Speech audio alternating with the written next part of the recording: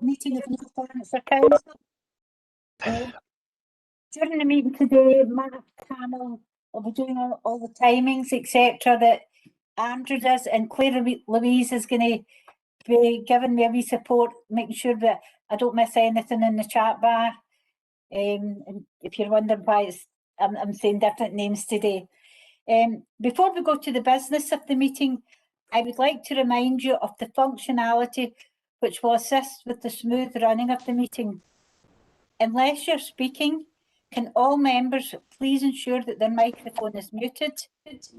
If you've declared an interest in a particular item of business, the clerk will remove you from the meeting to the lobby and reinstate you once that item of business has been dealt with. Can I remind members that if you wish to declare an interest during the meeting, please type in DEC in the chat bar and hit return. If you wish to raise order, please type in the chat bar PO and hit return.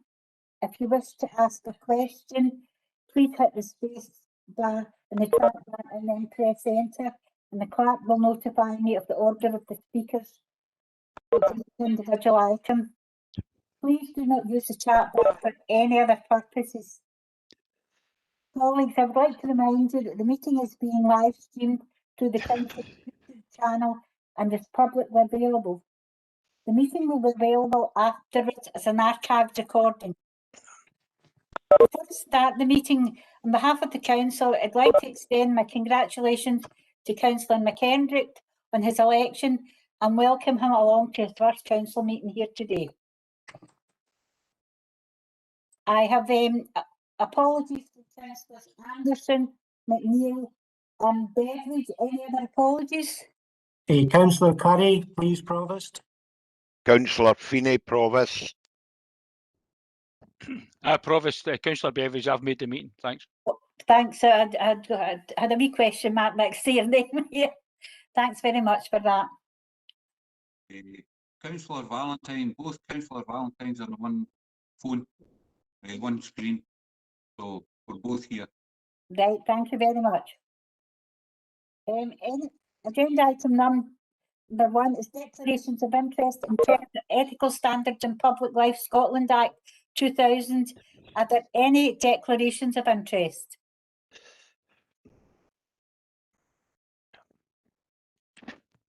No. Agenda item 2 is a notice of motion from Councillor London and seconded by Councillor Fotheringham. Councillor London. Thank you very much, Provost. So much has been said in recent months about the issue of grass cutting and indeed about weed killing. There's been many a finger pointed at various people, the SNP in North Lanarkshire, our independent colleagues and the SNP government in Holyrood. Of course, I could in these opening remarks redirect those blame games, but I will not, because I know that local people will be watching today and they demand better of us. They demand action on the significant issues facing our community, of which the grass cutting issue is one. But there is one issue that I do wish to address before turning to the substance of the motions and the amendments today. And that is a press comment issued by the Labour group, and I quote, "The SNP owe council staff, grieving families and our residents an apology for their ridiculous decision to ban weed killer in North Lanarkshire." And Councillor Logue, the leader of the council, also called on me, as leader of the SNP, to apologise for our irresponsibility. Firstly, to use grieving families, our staff and local people in political games is not only highly inappropriate, it is a reflection of the kind of politics that I and my group have no time for.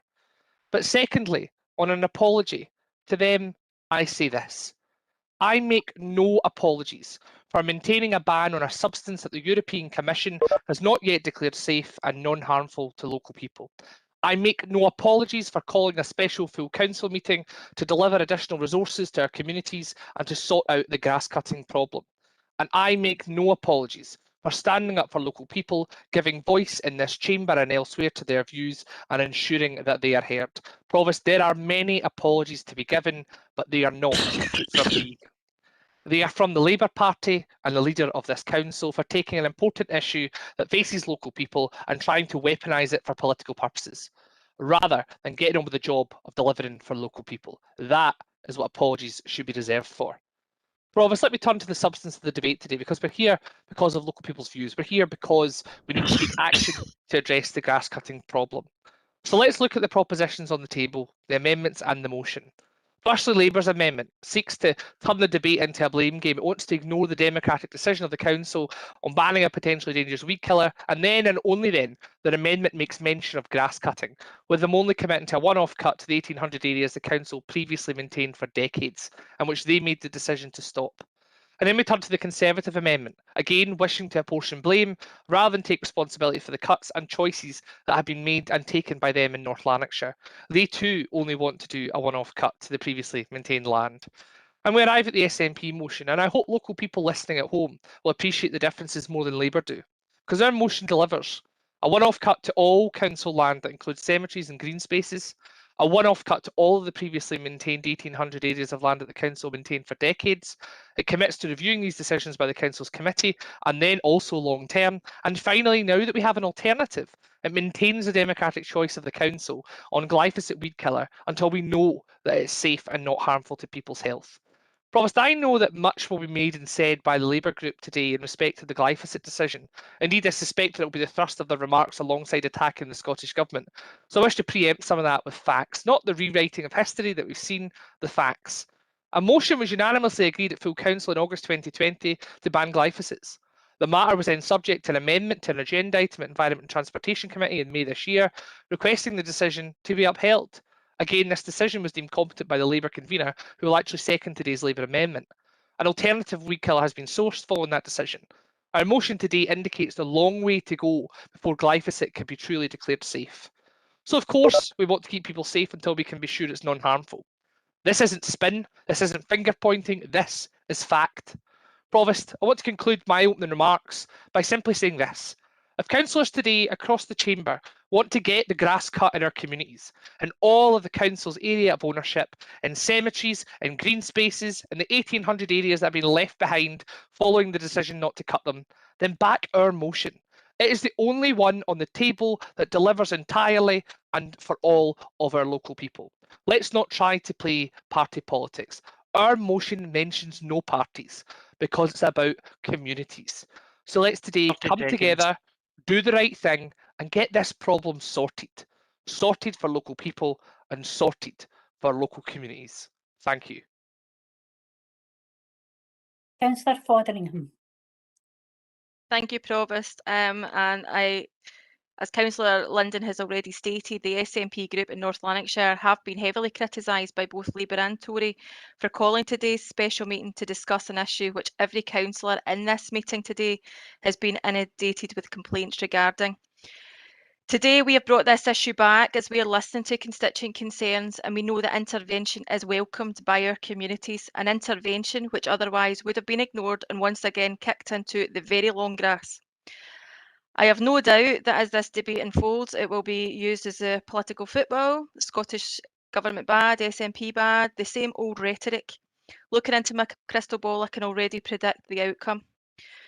So I just hope everybody today surprises me and gets down to business, resolving a real issue that's affecting the physical and mental health of everyone here in North Lanarkshire, which is no laughing matter. On the back of COVID, we are encouraging everyone to get outside and explore our green spaces. Yet we should be embarrassed at the state that our green space is in, not because of anything our hard-working environmental staff have done wrong, but by the decisions that this Labour-Tory administration have taken, which has now impacted on everyone.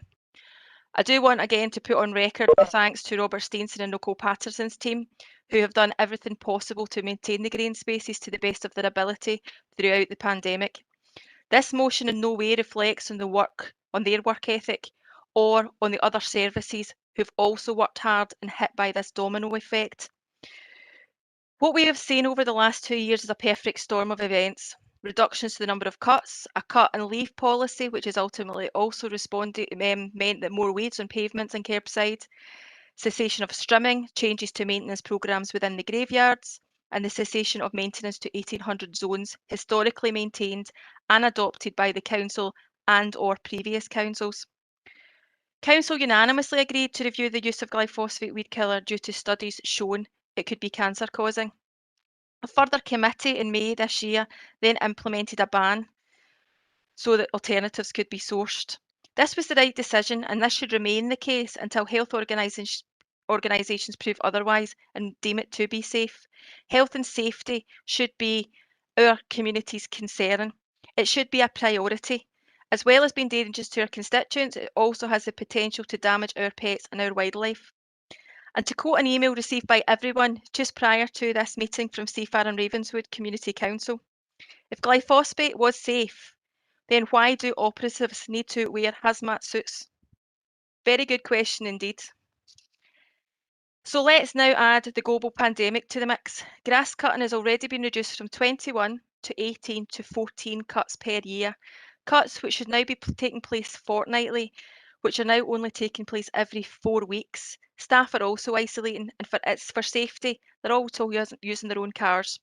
Therefore, it is only right that the 5 million COVID recovery budget is used to ensure all areas are given a final and proper cut and trim this season. By all areas, I mean all council green spaces, cemeteries, and the 1,800 other areas which the council have previously adopted and cut. This may seem a quick fix, but it's a clean slate for parties to commit to finding a long-term solution to prevent a similar situation happening next year. I'll finish with just a couple of examples from my casework, which I'm sure everybody could give the similar examples. I've had a disabled constituent contact me because he's become a prisoner in his own garden. Due to the grass not being maintained outside his home, it doesn't allow him access to his car, which is in the designated parking space outside his gate. In Overtown, residents have complained about historic verges not being cut. These areas have been cut by the council for 40 years, back to agreements being made with Motherwell District Council.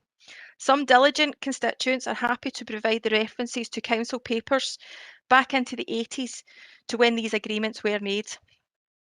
These verges are not only an eyesore throughout our communities, but right in the faces of local residents and taxpayers. They block driver visibility, affect road safety, and are accident waiting to happen. Dog owners are angry at the increased number of ticks hiding in the long grass. There's also been an increase in numbers of people with Lyme disease for the same reason, as well as a large rise in verbing, as we all know too well. So let's put politics aside today. Do the right thing by all of our constituents in North Lanarkshire. Our communities are watching. Please don't let them down. Please vote for the motion. Thank you. For the first amendment from Councillor Paul Kelly and Councillor McPeak, Councillor Paul Kelly. Thank you, Provost. And just again, I want to put on record what's been said to thank all our staff who in the council have been outstanding throughout the pandemic and continue to do so. And I think we can all agree on that item. Today, we are yet again at a special council meeting called by the SNP and yet not required, despite the fact we are still facing very significant challenges with COVID-19 and many of our communities are facing difficulties on a daily basis. The SNP want to waste everyone's time with a special council to discuss issues which could have been dealt with at other committees. The public want us as local elected members to focus on the ongoing battle against COVID-19 and the recovery from the pandemic. It seems the SNP will never grasp this, as they've proven once again that they're a complete shambles. Let me move on to the amendment. Just months ago, the SNP chose to ban the use of glyphosate, a decision not based on any credible scientific evidence. With budgets tight, this decision resulted in the council being forced to waste public money on a far less effective weed killer. We now see weeds throughout North Lanarkshire. This has brought frustration to residents and distress, particularly to grieving families who've had to visit their loved ones in cemeteries that are overgrown with weeds. The SNP should apologise for this disgraceful and shambolic decision and for the financial costs incurred by the council. Let me turn to the actual evidence regarding glyphosate. Glyphosate is one of the most rigorously studied herbicides in the world. All previous scientific credible reviews have determined that glyphosate is not a carcinogenic, geotoxic or toxic in terms of reproduction. The draft risk assessment for the EU supports that conclusion, confirming it to be safe. In addition to this report, expert studies concluding that glyphosate is not carcinogenic includes those by the US Environmental Protection Agency 3 times, the New Zealand Environmental Protection Agency, the German Federal Institute for Occupational Health and Safety, the United Nations, the Canadian Pest Management Regulatory Agency, the Australian Pesticides and Veterinary Medicines Authority, and the European Food Safety Authority. In their motion, the SNP called for us to wait for the final outcome of the EU determination. This seems like an odd approach, given their rush to stop the use of glyphosate in May of this year, a rush based not on the weight of science, but on unspecific general concerns. No elected member is an expert on these matters, that political decisions which try to reduce these complicated questions to simple, supposedly popular viewpoints are not the answer. The fact is that the weight of scientific research carried out by experts does not support a ban on glyphosate use on health grounds. Of course, all use of chemicals or any system of work has risks attached, so safe use to protect staff and members of the public should always be accompanied by a proper risk assessment, and we should expect exactly the same approach here, and we should always be looking for better alternatives to chemicals in any case. But there is no doubt at all that the rush to ban glyphosate without any credible evidence and in the face of the weight of science has caused harm to our communities. And that is why we support a reliance on expert, credible science in making these decisions. Provost, with regard to the cutting of the grass and privately owned green spaces, the only reason our council had to take such budget cuts is because of the over £300 million of SNP cuts, which has seen us lose 300 environmental staff and saw environmental services slashed. And the SNP in North Lanarkshire have year after year defended their government's appalling cuts to this council. Cuts to councils are cuts to our communities, and the grass situation is a real example of this. It's time the SNP group in North Lanarkshire stood up to their government in Edinburgh and fought for our area, but they won't. It's also worth pointing out, Provost, the SNP motion has disgracefully no plan to support groups to establish arrangements to get their grass cut. And I have to ask, why do the SNP want a one-off cut in council-controlled areas which will be receiving multiple cuts? Provost, the SNP may have time for gimmicks and stunts like we are seeing today, but this administration does not. We are busy helping North Lanarkshire through the pandemic, with no time for gimmicks, only action. Action to tackle our weeds in our communities, action to support grass cutting, and action to right the wrongs of this shambolic SNP group who have proved beyond all doubt by their actions today that they're nowhere near being the administration waiting they're so desperate to be. Provost will leave the gesture politics and the gimmicks and the stunts to the SNP. We are focused on action, and our amendment today is the only one which takes the action needed to help North Lanarkshire. I move the amendment. Thank you. Councillor McPake to second it. Councillor McPake. Thanks, Provost. The Labour amendment today speaks for itself. It's the only one that takes the necessary action is needed to tackle the environmental issues we face and rights the wrongs of foolish decisions made by the SNP and some independent councillors in May's Environment and Transportation Committee. The amendment speaks, Provost, it speaks for itself, I've already said. Firstly, the hypocrisy from the SNP here today is staggering, absolutely staggering. The SNP have a long history in not listening to experts in the field. In this case, on the 28th of May this year, they did not listen. In fact, I don't even think some of them read the report. It was in front of them. They didn't listen to the recommendations. Michael, we can't say whether people read or didn't read the report. You're doing really well up to, we can't criticise people's reading the reports or not. Okay, thanks for interrupting again, Provost. Thank you. I'll move on. So the report then said that, by the way, I want to ban all chemicals from all our communities, but we've got to do it in a rational way. The way we've done it here is let's be first. Let's be first. Let's be first to ban something, and that's the approach we took. There was no plan B, absolutely no plan B, which left our staff, our very hard-working staff, in a position of no weed killer for several weeks into the growing season, and that's why we get the problems. It's absolutely heartbreaking to go out into the streets, the curbsides, and you see the weeds absolutely everywhere.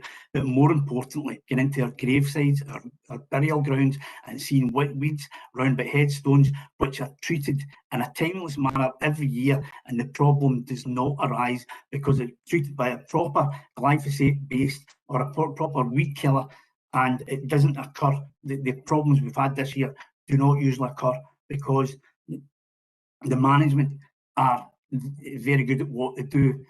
This year, their hands have been tied behind their back by the SNP's decisions on the 28th of May.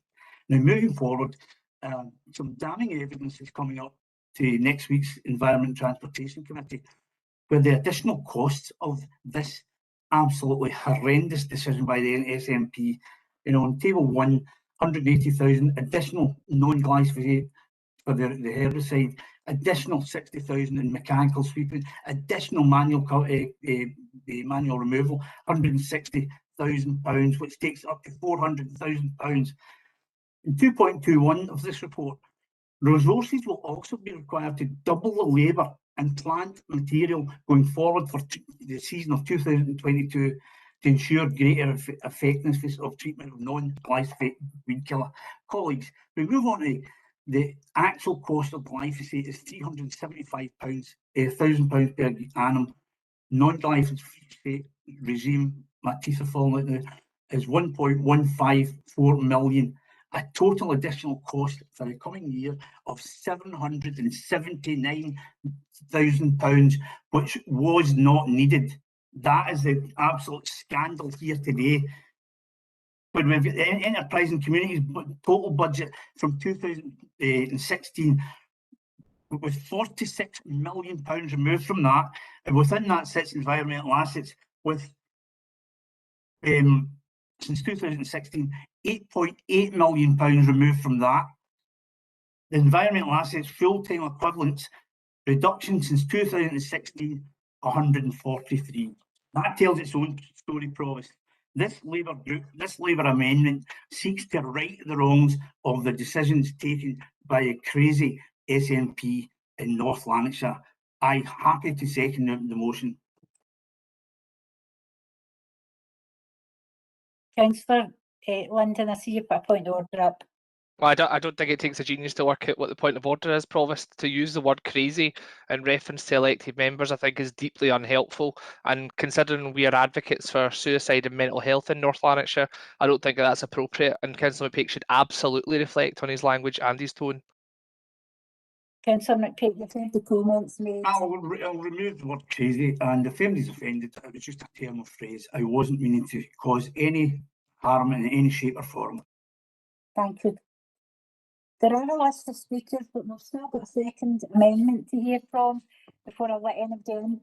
So it's from Councillor Watson, seconded by Councillor Douglas. Councillor Watson. Thank you, Provost. The Conservative Group amendment in the first place thanks everyone at Environmental Services for their sterling effort in trying to keep North Lanarkshire a pleasant place to live.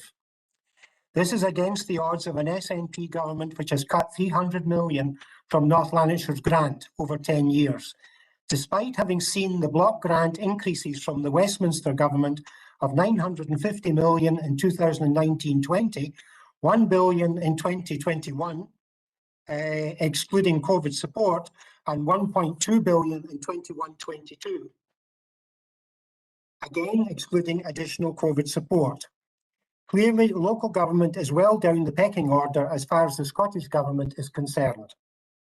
Let's reflect for a moment on the 300 million cut to North Lanarkshire. The Council has to maintain and improve on the must-have services which will take priority. In some cases, for 50 years, the Council has cut grass on land it does not own, and well done for that. Now every item of expenditure needs to be carefully looked at. And whilst everyone will be happy if the recent grass cutting trend continued, we are no longer in a financial position to afford to do that. We are in the same situation as every business or household which has to tighten their belts. The Conservative Group believed that residents would be given ample notice of what was happening so that alternative arrangements could be put in place. And to a large extent, this did not occur. We would be keen that the Council consider a final one-off grass cut before the winter comes in. We would welcome that to allow residents to make plans for a new start for the coming spring months. Many have already done so. Turning now to the wheat situation, in the second paragraph of the SNP motion, they talk about pressures on environmental services. But wait a minute. The delay and service pressure has nothing to do with the ability of environmental services, but is totally to do with the SNP blocking the reintroduction of glyphosate. This is the most effective treatment of weeds. Anything else is substandard and requires continuous reapplication to have any chance of success. That committee decision is costing the Council £400,000 in 2021 and a projected cost of £779,000 in 2022. So you may ask, what motivated the SNP to make such a costly decision? The answer being that they had unfounded concern about the health risk. As they may be aware, the manufacturers have given an assurance that it is safe and would therefore leave themselves open to multi-million-pound damages if it was proven to be unsafe. And of course, the response to that by the Nationalists will be, well, they would say that, wouldn't they?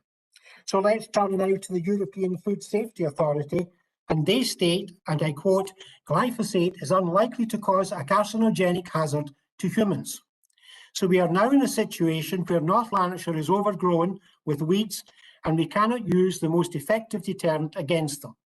Provost, the Conservative group is asking for this matter to be referred to the next Environmental and Transportation Committee so that there can again be consideration of using glyphosate at an early opportunity. Thank you, Chair. Councillor Douglas. Thank you, Provost. The long-term plan for North Lanarkshire is very simple. We have a vision of North Lanarkshire as being the place to live, learn, work, invest and visit. Looking at the state of our roads, footpaths, parks and cemeteries, who would want to live, visit or even invest in this overgrown jungle? I recently had friends and family visiting, and for the first time, I was embarrassed and ashamed to show them my local village and town. Many local residents have stepped up with cutting and maintenance of the local area, and I thank them for it. It has made a massive difference locally. The decision taken around the weed control at the Environment and Transportation Committee on the 20th of May was an out-and-out disaster. The alternatives to glyphosate would either require more physical or mechanical removal, less effective chemicals, or setting fire to the weeds, not to mention the additional costs involved. No real thought was put into the decision to ban the most common and effective weed killer. The paper coming back to the committee on the 25th of this month highlights the additional cost we will have to endure if we don't reverse this decision to ban glyphosate. £400,000 this year, £779,000 the next year. This money must not be wasted on what has become nothing more than a vanity project from the SNP. A vanity project that has backfired on the SNP and affected every single resident of North Lanarkshire, and for that I am eternally sorry. I urge everyone to support the motion. Thank you. Councillor Rose, to you put into a point of order. Yes, Provost. I would seek a 10-minute recess as there seems to be similarities between both amendments. So if we could have a 10-minute recess just for discussion. Thanks. That's not quite a point of order, but I understand that was the easiest way for you to get in. Councillor Stubbs, you put a point of order. Provost, Councillor Kelly talks about wasting everybody's time. It's blatantly obvious that Labour and Conservatives have already had their conversations. Could we skip the pretend discussions at the moment and just move to them presenting their combined amendment? Stubbs, that's not a point of unless anybody's objecting, can we have a 10-minute recess, please? Mark, can you put everybody into the rooms for a 10-minute recess, please? I'll start the breakout sessions, Provost. Thank you. Then.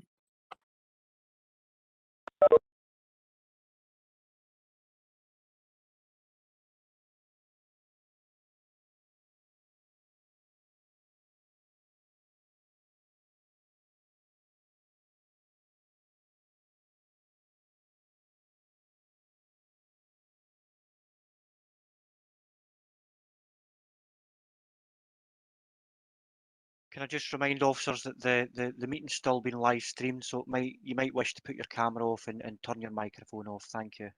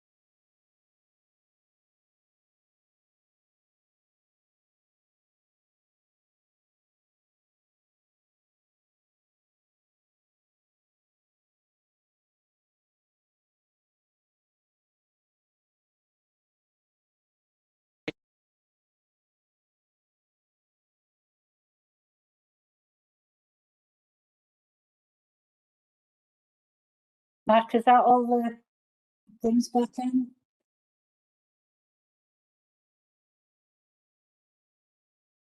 Just check the participants list, Provost. Thank you. Yeah, 85 back on the meeting, Provost. Thank you very much. Councillor Rorty, yes, for a 10-minute recess. Is there any feedback? Yes, Provost, we've managed to come to a composite, and that will be proposed by Councillor Kelly and seconded by Councillor Watson. Mark, do you have the copy of the composite you can put up on the screen for people, please? I do, Provost. I'll share that just now.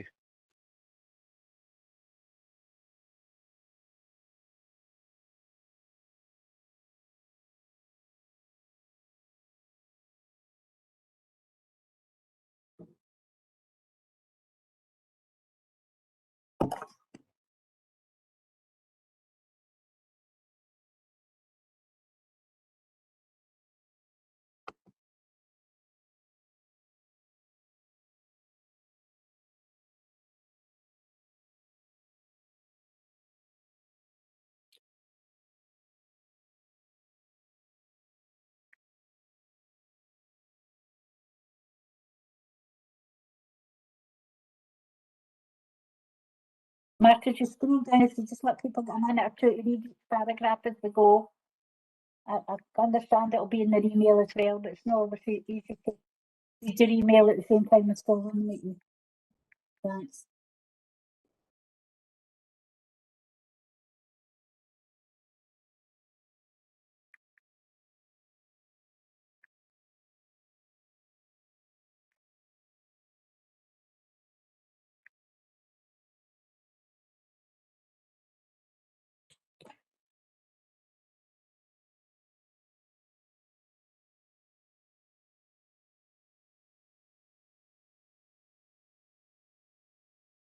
Mark, has it been emailed out to everybody as well?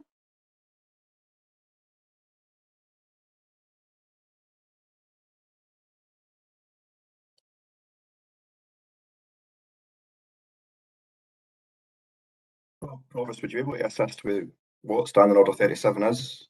Maybe read Provost, that out for all members. Provost, the email has just been sent just now. Right. Thank you. Standing Order 37 is a 6-month rule. The Chair may overrule this if, in his or her opinion, material information is introduced which had not been previously been available, or there has been a material change in circumstances. That's the exact wording of Standing Order 37 as I have it in front of me.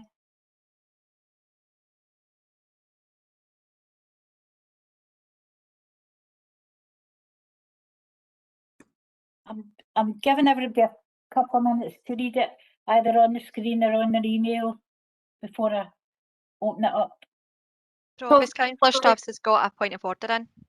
Councillor Stubbs. On a point of order, Provost, could you, assuming that you are going to allow that that part of the amendment, could you explain to us what the material change or what unknown information is now available, given this would probably be the first time that the 6-month rule has not been invoked? It explains within the report that there has been there was a report received on the 15th of June, which was after the meeting, saying that the glyphosate is safe in their view. That was not available at the time of the committee, so therefore we have a written report which contradicts what happened at the committee. So from that view, I've checked with the officers at the time. Apologies, Provost. Councillor Larson's also come in with a point of order. Councillor Larson. Provost, I appreciate what you're saying, but nowhere in our motion do we mention the usage of glyphosate or the report. We refer to the cutting of grass. That's me. You're sorry, the weed killing isn't mentioned in it as well. And that was what allowed that discussion. I'm happy to let the monitoring officer come in He was in all the dialogue and all the conversation I've had with officers about this. Actually, I don't know if you want to add to anything I've said. I quite agree with what you've said. My reading of the motion as it was originally when it was submitted to you, it talks about significant delays in treating weeds. It talks about the council's grass maintenance programme, which as I understand it from colleagues in environmental assets, both grass cutting and weed killing are inextricably linked when it comes to that programme. And elsewhere it asks for a strimming of all such areas. And again, my understanding from colleagues who know more about this than I do is that strimming comes into play when weed killing has been ineffective. So in my view, there was sufficient in the motion as submitted to allow the amendment to make reference to weed killing. And I also agree, Provost, with your interpretation of Standing Order 37 in light of the new information that became available.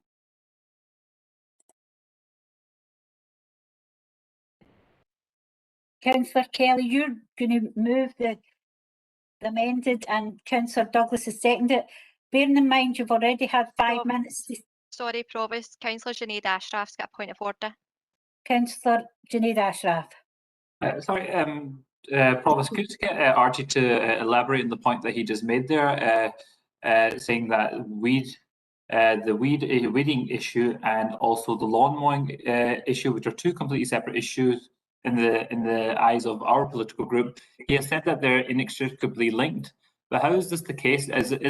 How has he come to this decision? Could you just elaborate on that? Because at the end of the day, the lawnmowers, people who are operating the lawnmowers on behalf of the council are doing that job, and the weed people who are doing the weed are doing a separate job. That's a question for Archie, but I'll ask Archie to come Yeah, back could Archie just answer it? Yeah. I don't think he'll be able to give you a technical answer on that, but there has been extensive discussions since the motion came in with the department to get clarity on accepting any amendments as well. I don't know if you can add anything to that. Well, you're right, Provost. I'm not in a position to get into the technicalities of the grass maintenance programme itself. You're also correct to say that with any motion, and indeed on occasions amendments, if there is technical or service-specific information that's not available to me through my own knowledge or experience, then I will seek the advice of colleagues. Archie. Councillor Lennon and Larson have put points of order in the chat bar. Provost, thank you. You touched upon a point there, Provost, that I want to raise the extensive discussion since this motion's been brought forward, or this amendment's been brought forward. That's 10 minutes, Provost. So in relation to the discussions that have been took by officers, you say it's extremely extensive. Can you highlight as part of this point of order process what the discussions are? I mean, we have, anytime any motion or amendment at any council meeting comes in, we seek clarity of the appropriate senior officers within the council to give guidance before any rulings made. That's why when something comes in, you don't get an immediate response in the ruling. I always seek guidance of any senior officer within the council. Councillor Larson, you've also asked for a point of order. Yes, Provost. I find it perplexing that we can say that something is inextricably linked, but yet we can't qualify that statement with hard evidence to back it up. Now, I have cut my own grass, I have trimmed my own grass, but I've not used weed killer. My party is more aligned with the Green Party than it is perhaps with the Labour and Conservative Party. I would just like to go on with the debate. Not a point of order in what you do in your garden. The point, the ruling has been made subject to consultation with the monitoring officer and the relevant senior officers within the council. If people are not happy with the ruling that I make, they're with every right to report it to the monitoring officer and the chief executive at the end of the meeting. We'll get back to Councillor Kelly. I'm conscious you've already had 5 minutes to speak, but I'll let you come back in because it's a composite motion, and then I will let Councillor Douglas Councillor Linden, you put a point of order in. Yeah, I mean, that's highly unfair, Provost. I mean, the member has had 5 minutes to speak to their motion. The content of both their amendments have been amalgamated. There is absolutely nothing new for any member to add in respect of the motion. So if you're going to give Councillor Kelly and Councillor Douglas an additional, or indeed Councillor Watson, an additional 10 minutes to talk, it seems somewhat unfair that the mover of the original motion has been, papped to the back of the queue. I think you need to think about that again. I think anybody watching at home will be thoroughly disappointed that the opposition are getting an extra 10 minutes to talk about their motion, which is exactly the same as I've already proposed in an amendment. I have already asked Councillor Kelly to brief and touch on the points that. No brief, Provost. Councillor Kelly shouldn't be allowed to speak again. You should be consistent. I will chair the meeting, Councillor Linden and Councillor Rule Kelly. of a point of order then, Provost. I'm asking you specifically in line with standing orders, if you're affording the opportunity for the mover of a composite motion to speak again, even though both of them have already spoken in moving their individualised amendments. That's highly unfair. As I say, I've agreed that this is a composite motion. There's some slight changes. Well, I think the public will look at it, Provost. I'll let them talk. Councillor Fotheringham, you've come in on a point of order. Thank you, Provost. My understanding is that Councillor Kay will actually get to sum up on this debate. So why that then be 50 minutes? I'm just giving him a couple of minutes. I asked him to keep it brief and to the point. Councillor Kelly. Councillor Kelly, if you could keep it brief, because you've already had 5 minutes, just on the points that have come out in the composite. Thank you very much, Provost, and respect your decision. I will keep it brief, and I'm sorry that these disruptive tactics have been taking place by the SNP.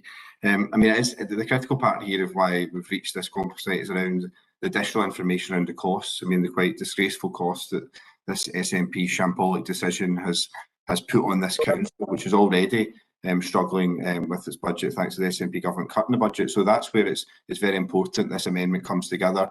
It takes the action we said earlier, it deals with the weed situation, and it also deals with the cutting of the grass. So I think it's a strong amendment. I think the public will be reassured by it, and it will support the actions as we take forward. So thank you very much, Provost, for the brief time to speak. Councillor Douglas. It's Councillor Watson. Councillor Watson is doing it, Provost. Sorry. It's okay, no problem. I mean, the problem that the council's having, both with grass cutting and with weeds, can be firmly laid at the door of the SNP in both cases. I would have nothing else to say. Thank you, Provost. Claire Louise, there's been a list of speakers come up. If you want to give me them in batches, maybe about 4 at a time. Sure, Provost. Your first speaker is Councillor Tom Johnston, Councillor McGowan, Councillor Danish Ashraf, and Councillor Larson was next on your list. Thank you very much. Councillor Tom Johnston. Thank you, Provost. Let's just remember that the reason we're having this meeting today is because it was called by the SNP group. We had the numbers to force a special council meeting, and it's the SNP group who called this meeting. The others didn't want the meeting. It was the SNP who've called this meeting. The reason we've called a meeting is to get the grass cut, and a one-off cut this year. If we can get that done, that means that by the time the budget comes round next February, people will have had time to reflect on the foolishness of the previous Labour-Tory budget and hopefully agree that the grass should be cut where it was cut before. So the one-off cut would see us through that period.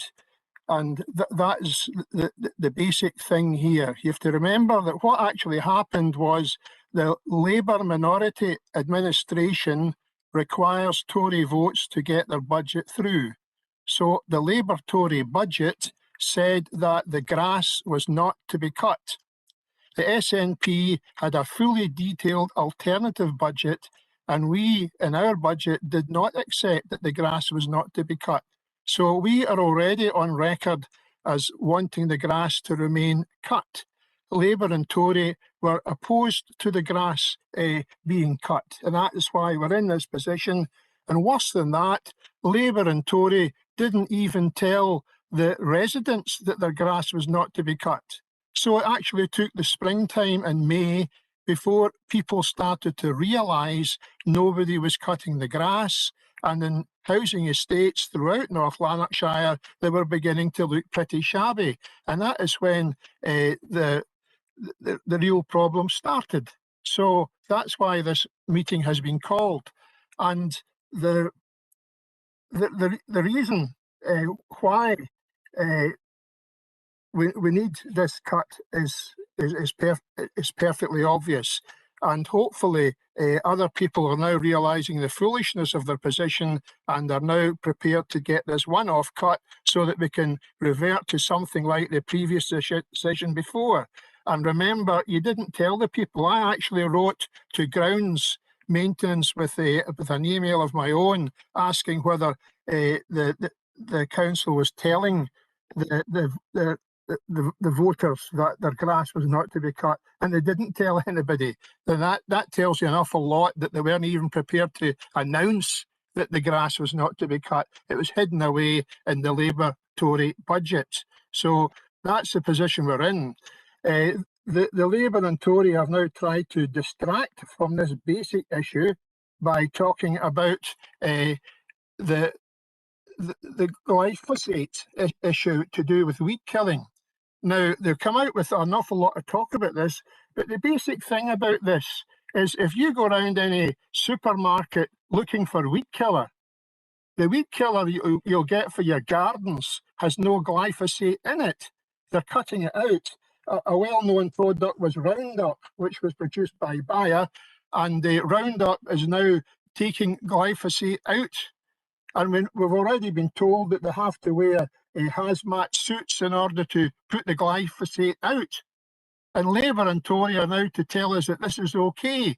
Pets will lick this up, dogs and cats, but that's all right. But by the Labour Party and the Tory Party, it's an absolute disaster. The whole move in the world of weed killing is to move away from glyphosate. There's already been serious legal cases in America about this, and they've had to pay out damages to people. So we know where things are moving. And remember that Labour and Tory, Sandy Watson and Jim Logue, voted to remove glyphosate. They voted unanimously to do so. And suddenly they're coming back on this and wanting to change their position and blame the SNP of all things.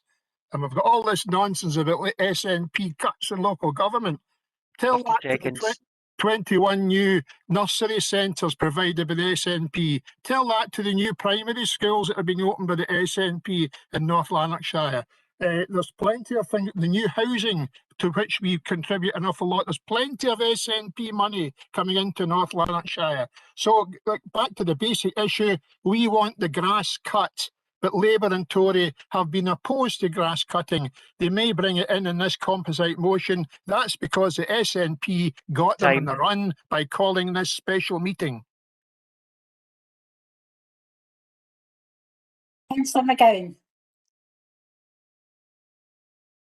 Thank you, Provost. I've always been very proud of my ward, but there are areas in it now which frankly embarrass me. Coming out of the pandemic, we should be using every strategy at our fingertips to alleviate mental health problems. The lack of grass cutting is doing exactly the opposite. People are stressed, re the untidiness in their estates, and don't know what to do about it. Some of my constituents, Nan and Glade, told me there was no warning the grass wasn't going to be cut. There was no letters and doors. Maybe it was online, they thought, but elderly people sometimes don't see this. The grass is waist height. Deer graze in it and they're worried that they go in the road and get knocked down. The children played football and tennis in the grassy areas. Now they're playing in the road. More mice and rats have been seen in the area. Ticks breed in the grass, which could raise the prevalence of Lyme disease. Aesthetically, it's not pleasant, and houses are going down in price. They can't find out who's responsible for it. They tried to organise neighbours to pay for the grass cutting, but it was too difficult, as some thought it was too dear, some couldn't afford it, and people whose houses don't border the long grass don't want to pay. In the dry weather in the summer, the long grass was a fire risk when it was so near to the houses. It would have only taken an errant bit of glass or a carelessly thrown away cigarette. One of the residents in Chestnut Grove in Motherwell said because the grass was untidy, attracts rodents, litter, ticks and broken bottles and just looks trashy, tried to do something about it. He contacted a gardener. The figure was £200 a month for 3 areas. Twice a month for 6 months of the year would be £1,200, divided between 117 houses, £10.25 per annum. But it was difficult to get agreement. Who's collecting the money? Why this gardener? Is the gardener registered? Some people renting. What a hassle, more stress. New swings were about to be put up in the park in Chestnut Grove, but when North Lanarkshire found they didn't own the land, the grass wasn't cut and there's no park for the children. Life is hard enough for the people of North Lanarkshire at present, with unemployment, poverty, worry re-COVID and resultant waiting lists, school results, mental health, money, without coming home to a messy environment and feeling powerless to do anything about it. We must support our constituents and ensure the local areas are brought under control. They don't deserve this extra stress. We think this is a meaningful use of the additional funding provided by the SNP Scottish Government for COVID-19 recovery, as it will alleviate mental health problems.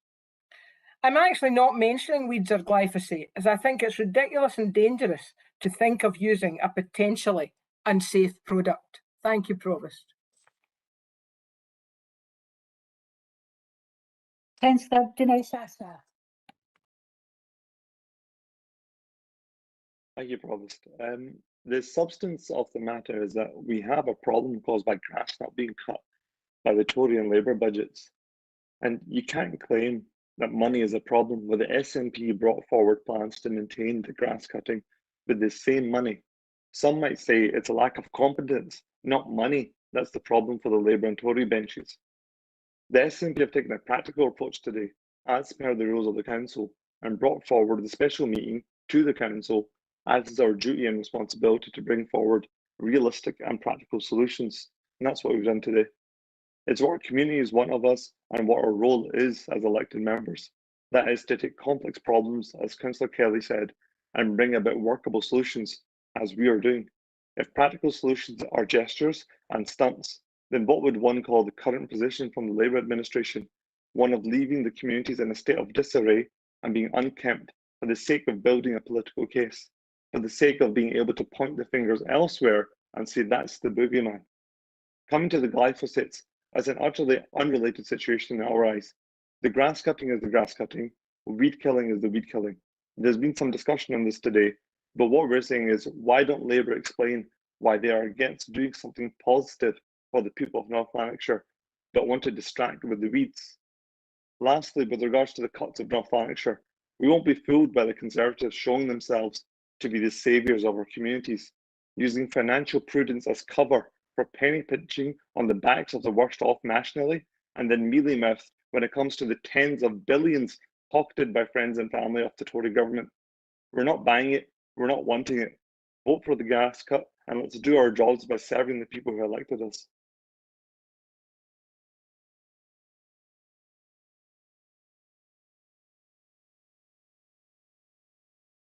So this is the note up there. Councillor Kirsten Martin. Thanks, Provost. Provost, Council, Councillor Paul Kelly said in his first set of 2 opening remarks that the SNP he thought were taking a very odd approach by having a special council meeting. I would counter that and say what we're doing is taking a very considerate approach, and we're listening to the people of North Lanarkshire, something that they continually fail to do. Everybody, but everybody is talking about the grass and the mess that it's in and the vermin that it's caused, and you know how terrible it makes everything look. Our motion does not mention the word glyphosate. Our motion mentions cutting the grass or trimming the grass. I don't think, no matter how inextricably people may say the 2 things are linked, I certainly don't think that you need weed killer of any description, glyphosate, carcinogenic or otherwise, to cut the grass or to trim the grass. Provost, 2 full councils ago, I said, some people might recall, that North Lanarkshire Labour had cut everything except the grass. And here we are again, a year later, in the middle of a global pandemic, with the evidence about safe outdoor space being useful in reducing the transmission of COVID particles, and yet still the grass is growing under their feet. And we can't win this motion today. It's not possible, because time after time after time, even in an election year, they've joined up with their allies, the Tories, and it's been a stitch up. It was obvious right from the start that they were going to, you know, come together, vote together. We can't get our numbers through. Well, they say the grass is always greener on the other side. And I hope that, amongst many other factors, this is why the Labour Party, both locally and nationally, are not doing as well as they used to do. Instead, it's the SNP and the Green Party that will lead Scotland towards a better society for its people. And it's the SNP that ultimately will listen to the people. And that's why we're the party of governance. And you guys keep on, instead of working collaboratively, like councils are supposed to do with communities, and I'm not aiming this at officers, I am aiming this at the Labour Party and the Conservative Party, instead of working collaboratively with your communities, instead of trying to ascertain ownership, instead of saying what will work for you, what will not work for you, instead of trying to create great open spaces, instead you're playing the blame game. You hope that people don't understand that it's the Labour Party that run the local administration, and that everybody thinks because the SNP are in power that it's them that are doing everything at a localised level. Provost, we can't win here today, but you know, this year, next year, whenever it happens to be, people are going to start seeing, people are already seeing the Labour Party and the Tory Party for what they are. You know, ultimately they are a coalition. And Provost, I just think it's terrible. I think it's terrible that we're here today having an argument over grass being cut. But I think we had to have the argument, and I think we had to have the debate, because I believe the administration of this council is not listening to the community. Thank you, Provost. Thank you. Claire, have you got the next 4 names? As I say, they're Yeah, Provost, you've got Councillor Goldie, Councillor Hogg, Councillor Stephen and Councillor Barclay. Councillor Goldie. Thanks, Provost. No one could have foreseen the COVID pandemic whenever the administration made the decision to cut the budget, that reduced the grass cutting in the areas there. No one could have foreseen it, but it was a decision made by the administration with the support of the Conservatives. Each and every one of us has had residents contact us about the state of the grass, but not only about the state of the grass, but by the fact that nobody told them.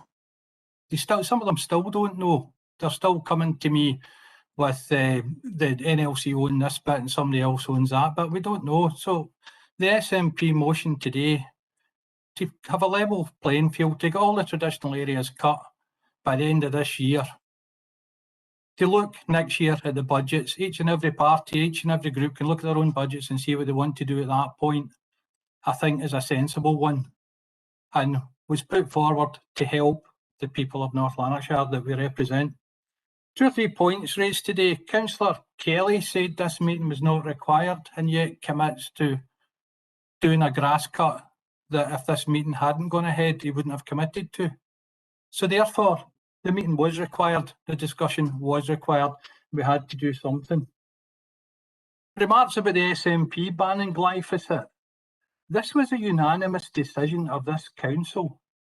In fact, I think it was unopposed. I don't think there was really any debate at all about it. The decision was made that glyphosate would be banned because of concerns over health, both to humans and to wildlife.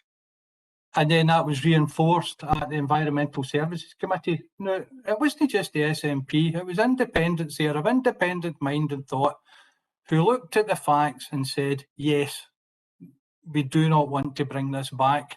Now, Councillor Kelly has said today there is no scientific evidence that there is any danger through glyphosate. Only 2 years ago, April 2019, the BMJ had an editorial on the probable carcinogenicity of glyphosate. Now, I know other papers, and I can probably send links out to everybody on it. Nobody thinks that glyphosate is 100% safe. We can't take the risk. We made the right decision to ban it, and we did it. In America, there's many links. In cases been settled out of court, patients with non-Hodgkin's lymphoma, there's been big money paid out. Can we take the risk? Can we take the risk on a decision that we'd already made in the future glyphosate was going to be rolled out? And as Councillor Johnson pointed out, many of the weed killers in the supermarkets now have non-glyphosate. There's a reason for that, because there are health concerns about it. We cannot say it's 100% safe. Now, the final point I'm going to make is I found it very interesting that we're no longer part of the EU, and certainly the Conservative Party were no friends of the EU, and yet that's the straw that's clung to say that glyphosate is safe. Thank you all very much for your time, and vote for the motion. Thank you. Councillor Hogg. Thank you, Provost. I'm going to thank Councillor Goldie for his last contribution, which was very good to hear. And I should point out to colleagues that Councillor Goldie is probably the only scientist amongst us, and we really should take his views seriously. I'm a bit surprised at the amount of heat and the lack of light in the discussion here. I should also point out that it was myself and Councillor Beveridge that brought the first motion in connection with glyphosate in 2019, to which the SNP group added the request for an environmental impact assessment, which was done. That took quite a period to do so because most organisations didn't want to touch it. I would like to flag up a warning to the Council that, as Councillor Goldie mentioned, that there was several court cases in which there was millions paid out for groundsmen who got non-Hodgkin's lymphoma, and if we were to reinstate the use of glyphosate in the council, we are risking the potential of this council being sued if any of our staff or members of the public make accusations that end up with litigation. Can we afford to pay out a few £100 million is the question that should echo throughout this council, given the cutbacks that we've had. I'll also point out that Pauline Reid, who has emailed councillors several times on this issue before, that Pauline and I did a presentation of the science, and that's looking at the science paid for by Monsanto, purchased by Bayer later on, and quite often there is a declaration of interest from science that is paid for by the manufacturer of Roundup to say that their stuff is safe. Then the independent science, we've done a detailed presentation of the science that was footnoted to the Environmental Society, and a lot of that science formed part of the first motion in 2019. So, as Willie said, it was a fully unanimous vote to ban the use of a cancer-causing toxic substance from North Lanarkshire area. It was not a rush to be first. There was nothing emotive in it whatsoever. This is not Facebook science. It is showing that we actually care about the environment. And if you fancy getting quite a few claims from pets being made ill and other litigation, continue on this path of regressively looking back. But let me get back to some of the points in what's a really complicated motion and discussion and debate here. One of the issues is really to do with what ground that we own as the council. And the issues really ought to be, instead of just a one-off cut, my only criticism of the SNP motion is where there are high visibility areas, such as in the Ward 4 with Whiteleys here, there are areas right next to people's homes that are now being designated non-council land, where the grass several weeks back was a few feet high. In my judgment and that of residents in Whiteleys, Neighbourne Hill, this is unacceptable. That areas where it's simply outside someone's house and it was several hundred metres long was going to be left to just grow out of hand, and local residents were paying to get this cut themselves. This is unacceptable for the simple reason we in North Lanarkshire are paid to provide the service for those who pay. And what is basically happening is that people are paying their council tax and getting less service. We can do better than this. And rather than the heated debate about emotive comments and about stuff being safe or this is the most credible science, etc., we really ought to have looked at a proper consultation of areas. There might be some areas where it would be okay with our just saying we need a review of the 1800 areas. We need a total review and proper consultation with the public. They are effectively our masters. They pay it the money. If we want to strike, I've heard of people saying we should stop paying our council tax if this goes on. So I would say we continue with the integrity and safety of people's health regarding glyphosate, and we keep the ban and we reevaluate the situation with grass cutting and give the public the service they demand and they pay for. Thank you for that. Councillor Stephen.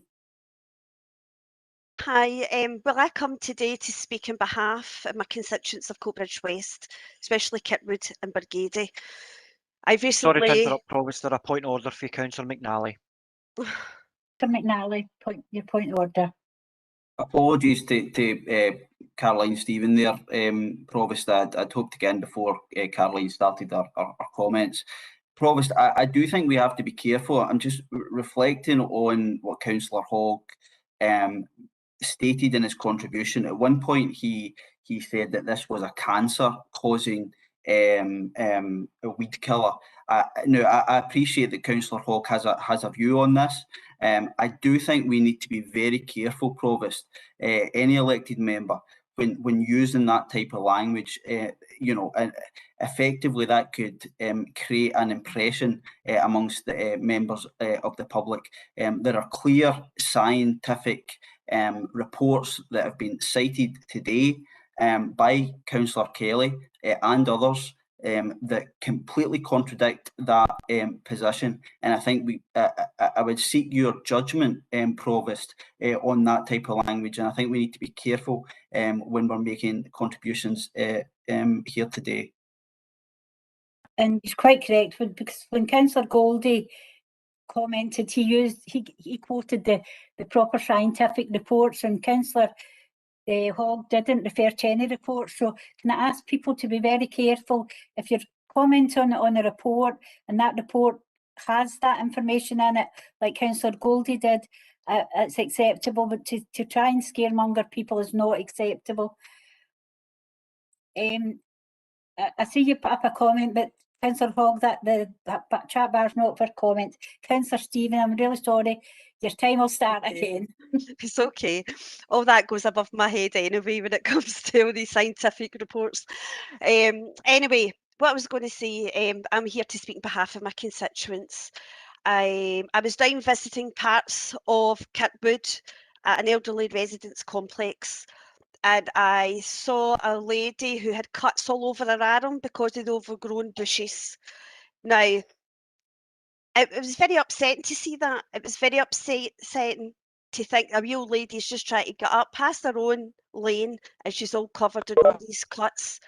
It's very upsetting that people in Bargady are going out themselves to cut the nettles out of the kids' playground because we're not cutting. It's very upsetting that children can't get into playgrounds, children can't go out and play in the grass, children can't go out and do what children do because the grass is that long. They're coming back with cuts, they're coming back with nettle stings, they just can't do it. Now, it is my ward is a mess. On behalf of my residents, they're coming to me to speak on their behalf of the decisions that the coalition, Labour and Tory had made at the previous budget. Now, time and time again, they keep going on about the SNP budget. Well, what about using the 5 million in the COVID recovery that the Scottish Government gave you? What about the extra 11 million on top of the budget you give you? What about this extra money? What about the reserve money? We have pots of money sitting here, sitting in wee pots. We can help this service, environmental services, and God love the officers. They're doing everything they can, and I've got full respect. They're out there trying their best, and we're sitting with money at our hands, sitting here, and you can't lie about it because the evidence is there. Now, we should all be coming together, listen to our constituents, listen very hard because they're the people who vote for us. We should be taking on board how dire it is in our wards. They talk about weed killer. Well, do you know what I'm so confused about? You want to reverse something that's going to cost more money? According to officers, we already have this new weed killer that's ready to be dispatched. So what's going on? Why you want to actually get more cost to this local authority? Why? I'm really confused. I'm really confused with your motion. I don't understand why you want to overturn. We've already got this weed killer here. We've already paid for it. Why is it not getting distributed? Yeah, the Environment Services says we don't have enough staff. So is it no common sense that we come here today with our motion to state, use the 5 million in COVID recovery, let's get seasonal staff in, let's get the extra staff in, and let's use the weed killer that we have at this moment in time, and let's get out there and make North Lanarkshire looking nice again and somewhere to be proud and live in. That's all I've got to say. Councillor Barclay. Thanks, Provost. There's a couple of comments that or a couple of points that I want to emphasise on this. And the first one is about the areas that it was agreed, not by us, but it was agreed to the budget, the areas that the council didn't own wouldn't be maintained. Now, on the face of it, that sounds quite sensible. Don't own it, so why should we actually be looking after it? Until they actually get into the nitty-gritty. And I think for the officers and the departments concerned, this has become an absolute headache, because they've discovered that that some areas that they didn't think they owned, the council actually does own. There are some where constituents, especially of mine in Whiteleys, have been able to provide written documentation where the council have agreed to maintain the land, even though they didn't own it, because there was cabling under parts of this land, that it would have meant that it would have, if the residents had taken ownership, it would have caused problems to the council. So they have documentation that they have provided. What happened last year was a very, very sensible approach was taken, where it said for the season, because we were still in a pandemic, that these areas of land would be maintained for the next year to allow the pandemic to take course and to allow residents to see what was going on. Just in case people are not aware, we are still in the middle of a global pandemic. Most community councils have not met. A lot of them are trying to be over Zoom, are trying to be over other Teams or other web-based meetings. They're not having the opportunity to actually get out there to see what's happening. But you've got the situation that we have in Whiteleys, and Councillor Hogg spoke about it. But we've got areas where the council are now saying that the council do not own this land. But on this land, the council have put pathways, they've put cycle paths, they've planted trees. They have acted for the last decades as if they are in ownership of this land, but all of a sudden there's been a decision because they say they don't own it. What we're saying is that to get us back up to parity is to make sure that everything comes up to the same standard, and to cut the grass and maintain that till we have a proper sensible look at it. Now, the other thing I want to look at is wasn't part of what this was all meant to be about, was glyphosate.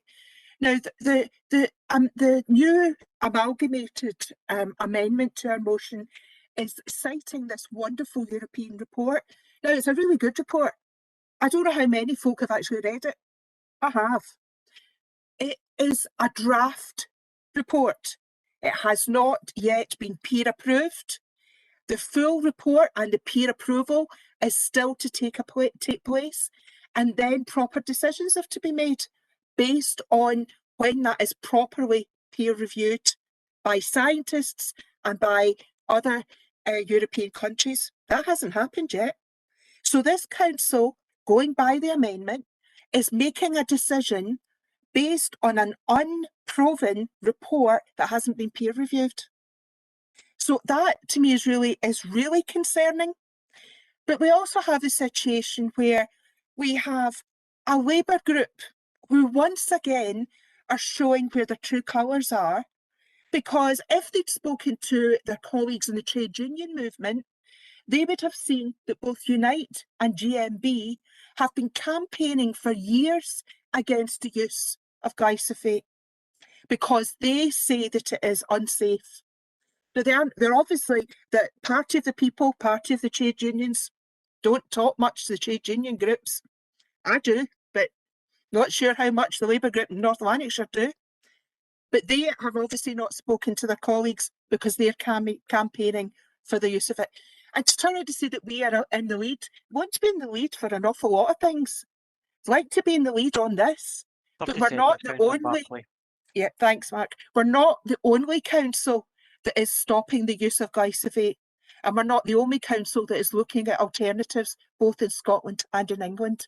If you've got any sense, you'll back our motion. Thank you. Louise. Yeah, Provost, your next speakers, councillors Morgan, Cullen, Logue and Lennon. Right. Councillor Morgan. Is that me unmuted, Provost? Yes, it is, sir. I was muted there.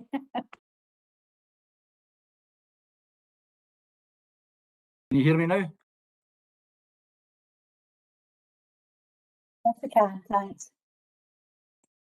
You okay? On you go. Right, thanks, Provost. Provost, I was interested to hear around about 5 o'clock because my ear went up when I heard this, an SNP councillor saying, I think it's terrible that we're sitting here talking about cutting the grass. That was an SNP councillor, somebody that I respect for their intelligence. I also think it's terrible that we're sitting here talking about cutting the grass. But let me point out to you, it was your group that called this meeting. It really is an encapsulation of what this is all about. This is gesture politics at its worst. It's weaponising a decision that was forced in this council because of cuts, and it's been used to try and criticise the administration and the deployment of this service. I thought I'd throw that in, Provost, because that's the ruses that are getting worked here. There's other ruses that are going on that I'll come to in a minute. But let me stick to my original notes, which are totally based on the crazy suggestion that we use COVID relief funding to cut grass and private land. And what I'd started with, Provost, was a good wishes to yourself, hoping that you've managed to get some summer sun out in your back garden and that you're sitting there with the grass well cut around you. As a council tenant, I don't have that luxury. I pay full council rent and I pay full council tax for all those people that are going on about paying council tax. I don't have a garden, but I make brilliant use of your excellent public parks. So at this stage, it might surprise you. I do concur with the sentiments in the motion in paragraph 1, where it commends the excellent work done by our staff, particularly those out there taking a lot of flack from members of the public in this, while we've taken decisions and are still managing to deliver service. I also meet people as I go about these outside ventures that I've got quite used to now, no longer sticking myself inside licensed, inside premises. And what I've come up against is many people that are angry about a suggestion that the SNP has called this meeting. I've come up against SNP members that are embarrassed, actually, that the SNP are proposing what they've got in this motion here today. To use £300,000 of, wait for it, let's get this clear, COVID relief funding to cut grass and private land. Those people know that COVID relief funding should be targeted for our council services, particularly those services that we are statutorily responsible for. Example, education, social work, IGB, health and care. How many of them are going to be up against the cosh in the year that lies ahead and have been for some time? And yet, the money proposed here is to cut grass. I noted that when the notification of this meeting came out, it was a special meeting, and it came out the week that the SQA results were published. And I thought, oh, here we go. We're getting a meeting called about the SQA results. Results that showed a couple of significant trends. That the attainment gap between rich and poor pupils is growing There's a point of order in radically the since chat bar from 2020. Councillor Linden. So, Councillor Morgan, there's a point Sorry, of order. I anticipated the prevalence and an increased Councillor propensity Morgan, for points of order.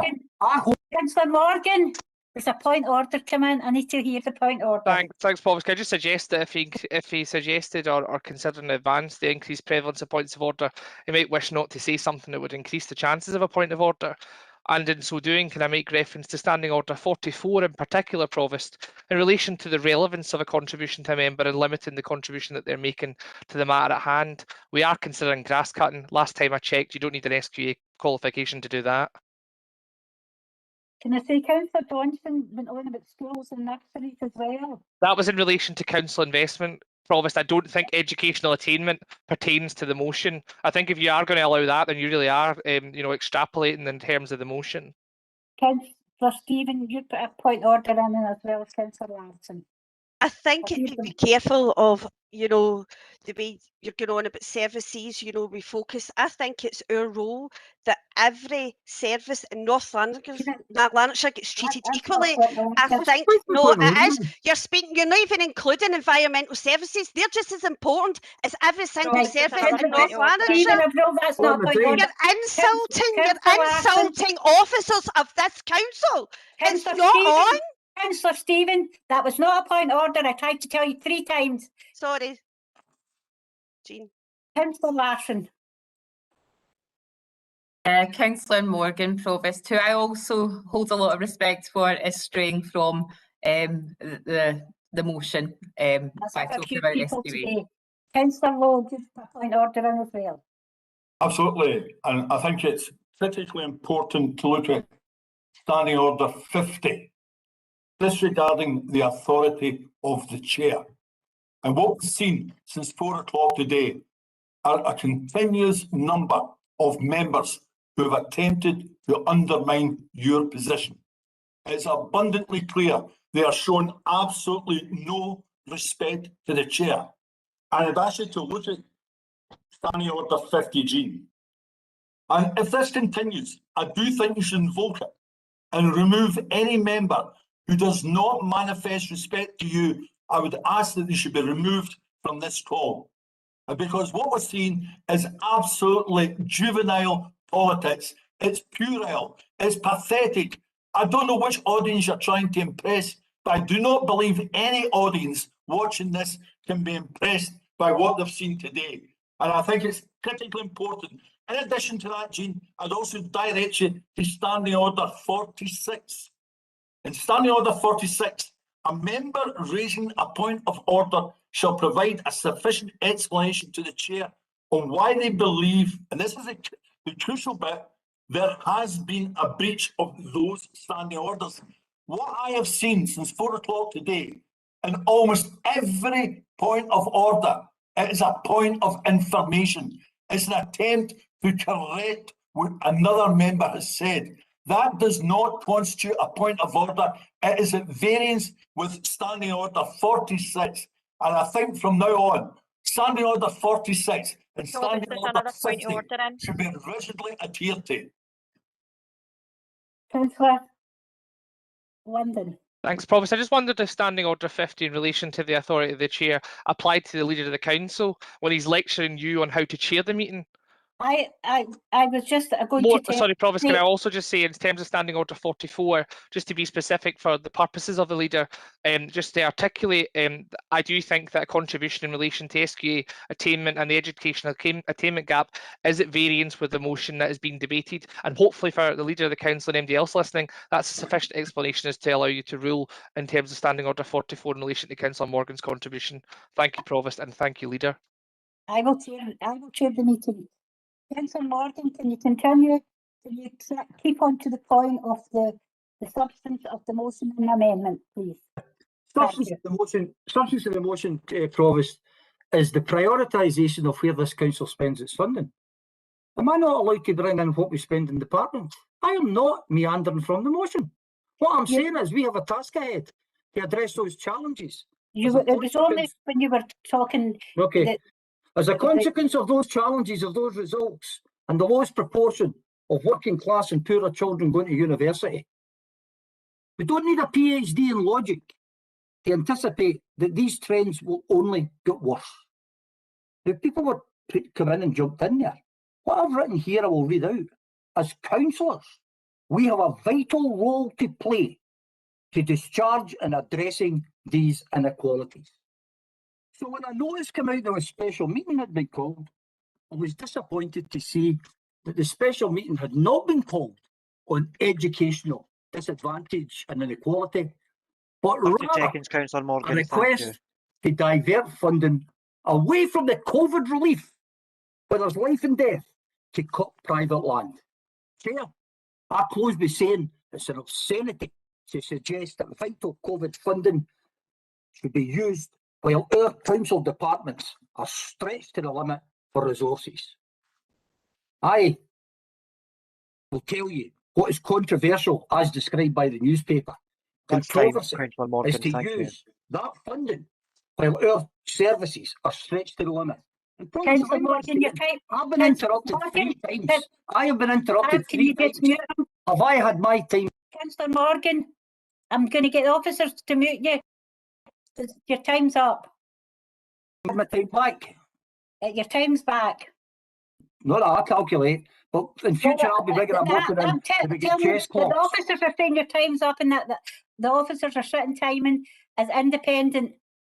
You're allowing certain people to get away with murder, Provost, regarding the standing orders, and you're too. Councillor Morgan, you are questioning the officers' timings. The officers are timing this. That is not acceptable. I think you should be apologising to the officer in question. I'm questioning. I do not believe I get 5 minutes uninterrupted. The clear intention was to interrupt the flow of me, who's coming in here to support your time restarts, Councillor Morgan. End of. Provost, point of order.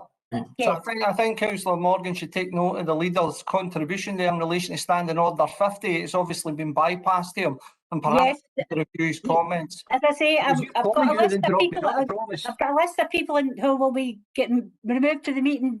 We'll vote just shortly. Councillor Logue,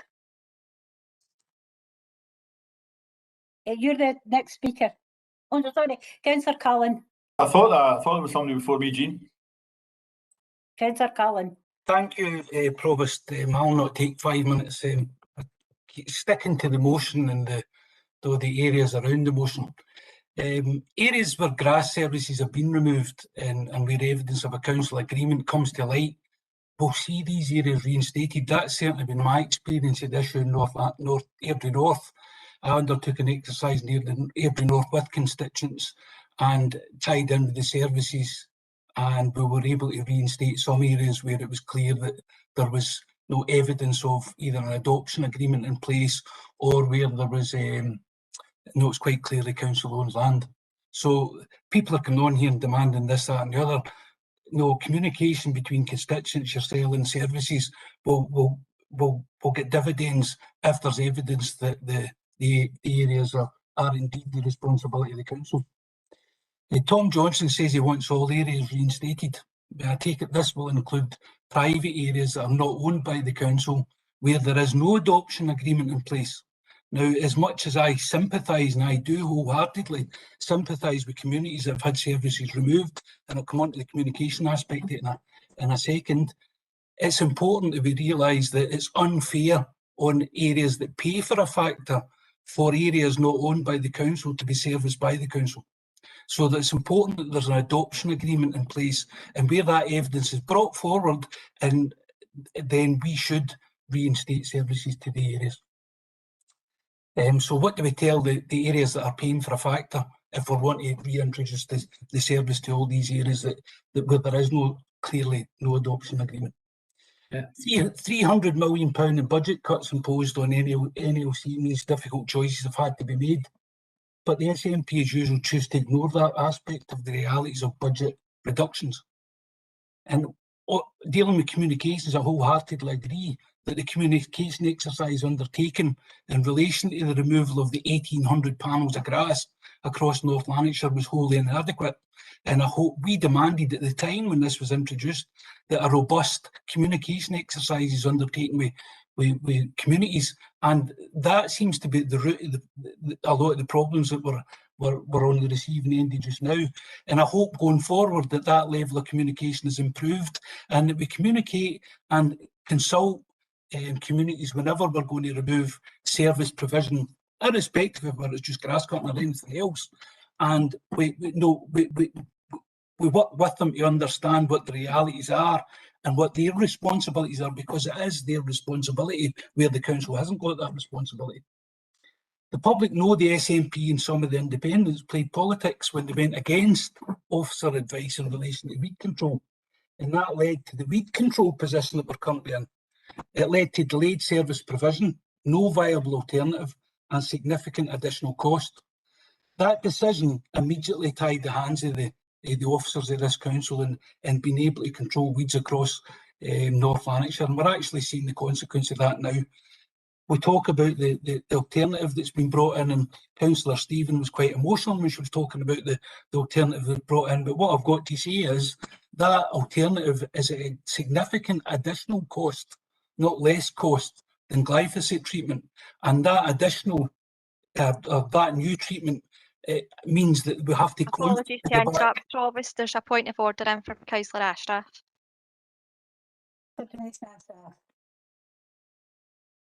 Councillor Cullen has just described one of our female colleagues as being emotional. I think that's quite a personal thing to say. I don't think a male colleague would be described in the same way. It would be impassioned or forthright in their response. I think emotional maybe is an inappropriate word to be using for our female colleague when she's expressing views that are coming to her from her constituents. I mean, she was very emotive. I would have said more than emotional, but it denigrates her contribution, actually. No, I don't think it does, Provost, and I think I stand by my use of the word. What? I don't. I mean, stand by it, but I think people watching would disagree with you. If Councillor Stevens found the word emotional offensive, I'm sure she would in a point order herself. And nor did I say that it was offensive. Stephen, you're trying to say something. I prefer more assertive than emotional, but no offence taken. But if you could change it to assertive, I'd be happy with that. Thank you. Thank you. On that note, Provost, Councillor Stephen has been quite assertive in our putting forward their argument around the viability or otherwise of an alternative weed control. But anyway, going back to my point, the SNP are just using this to try and deflect for a decision that they created themselves whenever they and some of the independent councillors supported the continued ban of glyphosate against the advice of officers, where officers made it clear that if we voted against that advice at the time, there was going to be a consequence. The consequence is why we're sitting here today, or part of the reason we're sitting here today. Going forward, as we deal with the climate emergency, 30 seconds, Councillor Cullen. As we deal with the climate emergency across the UK, there might be many measures that need to be introduced that are at odds with what communities expect under the old regime of dealing with landscape, and that's something we'll have to help officers to articulate to members of the public. On a final note, I'm going to miss out my second last paragraph, but it relates to the UK authorities. Apologies, Councillor Cullen, that's time. 5 minutes? Yeah. Okay, thanks. And time stop, the people's time stops, if there's an interruption, for a point of order, etc., the stopwatch is stopped and restarted again. Councillor Log. Thank you, Thomas. Hopefully I will be uninterrupted. Can I just correct some of the mistakes that are misunderstandings that have been articulated today? Tom Johnson says that we're here today because of the foolishness of the Labour and Tory budget. I've got the SNP 3-year budget in front of me. Included in that budget is year 22-23, where they propose that we do not maintain land which is non-council owned. So it's in their own budget for next year. There was reference to the need for protective gear, and the insinuation from that was that that made glyphosate dangerous. Can I say that all treatment products which we use in grass cutting or in weeding are used in accordance with health and safety requirements?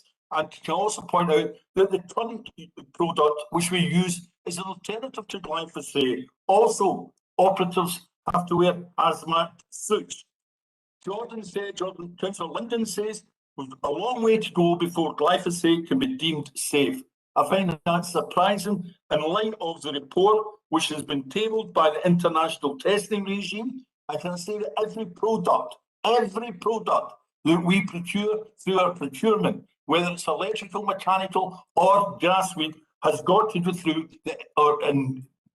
in accordance with the international testing regime. I've heard various members saying that there is unanimous agreement to ceasing glyphosate. That is not true. There was unanimous agreement to the motion which was moved by Councillor Hogg and Councillor Beveridge that we should review the use of glyphosate and that a report should be tabled at a committee. The report was tabled at the May committee and the decision was made by one vote that the SNP and independents joined together against, as David Collins just pointed out, against the professional advice of the officers. Councillor Stevens says we've got loads of money. Let's use that loads of money we got for COVID. Councillor Stevens, that is one-off money. We're talking here about a recurring budget requirement, and we should remember that. I said in May, when this decision was made, that it was the most irresponsible decision that I've ever known a committee to make. Can I now say, having read the report, which has been tabled at the committee next Wednesday, where it clearly demonstrates that as a result of banning glyphosate, there was no plan B. As a result of that, we had to wait for 11 weeks to get an alternative product. And during that time, guess what? You'll be surprised to hear that the weeds continued to grow. 11 weeks growth before our staff could actually start addressing the problem which was created at a political level. And that's why I reiterate again today, I would hope that the SNP will reflect on what's been said today and go and apologise to the residents of North Lancashire who rightly were outraged at the service provided or the lack of service provided. I would also hope that they apologise for the harm caused to grieving families who were distressed and disgusted at the level of weed growth in cemetery. I would also hope they apologise to the staff, the frontline staff, who on many occasions were verbally abused by residents because of the decision which was made at that committee. So hopefully, as a result of that apology, we may now get a way forward. But I think the way forward is contained in the amendment which the administration has put forward. Let's go back to using glyphosate. Let's start going back to addressing the weeds. We will kill off the weeds. In respect of the grass, I think Councillor Cullen and Councillor Morgan has articulated that position absolutely rightly. At a time when we're faced with 250 million cuts over 10 years, when we've reduced the number of cuts in council-maintained land, is it inconceivable that we should go in and cut private-owned land? Of course it is.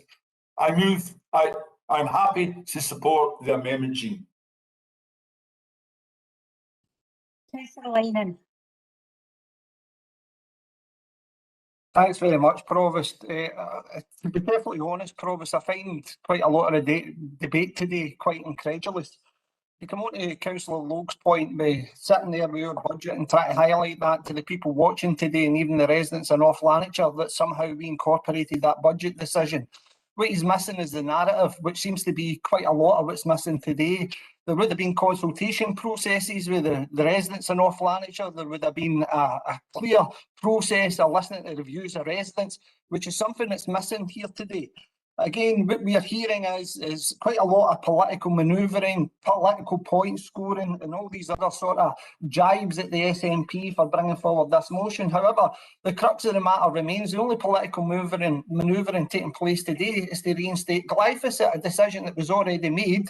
And now we're finding that a grass cutting motion has now turned into a glyphosate motion, and we're now using this to politically point score. I find it absurd, Provost, especially when we start to get a ward level. Now, in my ward, the grass has been cut in a significant amount of time, which, if you actually look into it, quite a lot of the land in which has been refused grass cutting, we're only finding out now, as Councillor Willie Goldie highlighted earlier, that again, we're just finding out that this is coming under NLC ownership. We were very, very quick to implement this decision. And implementing this decision, as Councillor Bartley highlighted, at a time that we're still in COVID and we're still trying to deal with the after effects of a pandemic, the impact on local people's mental health in relation to grass cutting is significant. We cannot deny that.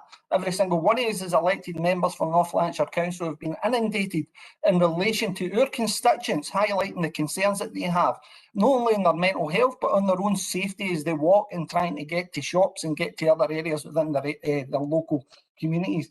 I find it absolutely absurd that we're sitting here today and we turned this into an entire debate to basically try and lambast the SNP in relation to budget decisions that this administration has made, not just within this council term, but council terms before. We can't continue to blame the Scottish Government in relation to decisions that have been taken by you, Councillor Lowe, and the rest of your team, and also in addition to that supported by a Conservative and Independents in some cases. Now, the problem in which we're arriving at today, and although I admire Councillor McPake's admiration for his green credentials here when he's looking to ban all chemicals, I think that the substance of the motion that we're presenting, and we seem to be finding some common ground with a one-off cut for the entire authority, can we bring it back to that? Because ultimately that is the issues that's affecting our wards. Now, what I would like to suggest here is, Provost, again, that we start to look at the Road Scotland Traffic Act of 1984. Are we legally meeting our objectives within that act? Because within that, we have an obligation as a local authority to cut our paths, cut our highways, cut our roads, our roundabouts and everything else. And as it stands right now, although we're looking at a shortfall in relation to budgets, we're still going to have to commit to that to meet the legislative requirements. So why are we not having that discussion? Why are we not looking at getting grass cuts reinstated within our estates? And to touch on a point that was raised at the very, very start of the debate in relation to cemeteries. I've never seen your cemeteries in such a mess. That's no officer's fault. I'm no sitting here and placing blame. But what I would say is the difference in relation to cemeteries. I could go down to Coltswold tomorrow and it's manicured lawns. But when I go to Bedley Cemetery, where a majority of my constituents have loved ones buried or resting, what we find is again, grass cuts that are unacceptable under any circumstance. That's no glyphosate's fault, Provost. Glyphosate is not running about with lawnmowers. The problem here is again, we're not looking at this and looking at what we're here to serve, and that is the people of North Lanarkshire, and that's massively missed in this debate, Provost. I would ask people to support the SNP amendment, or motion, sorry. Thank you very much. Claire Louise, can you give me the next batch? Yeah, Provost, you've got Councillors Carragher, Gallagher, Stubbs and Brannan McVeigh next. Carragher. Councillor Stubbs, private message, mate, is having connectivity problems and has to be taken off the list of speakers. So that's, I want to give, I'll take these three this time, as I say, because you've been doing them in batches of four from me. Councillor Carragher. Thank you, Provost. I have to say, I've listened to this debate and it saddens me that our motion, put forward in a genuine effort to get it right for all of North Lanarkshire, has been met with 2 amendments, now 1 amendment, who'd have thought it, that are frankly a fine example of grievance politics. So I'm going to reiterate some facts. This special meeting was requested by our group because of the impact COVID restrictions has had on grass cutting within North Lanarkshire.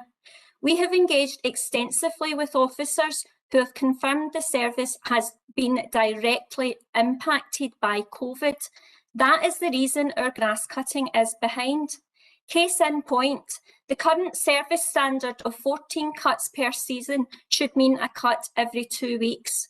The impact of COVID and the necessary restrictions within the service to keep staff safe has meant a cut every 4 weeks.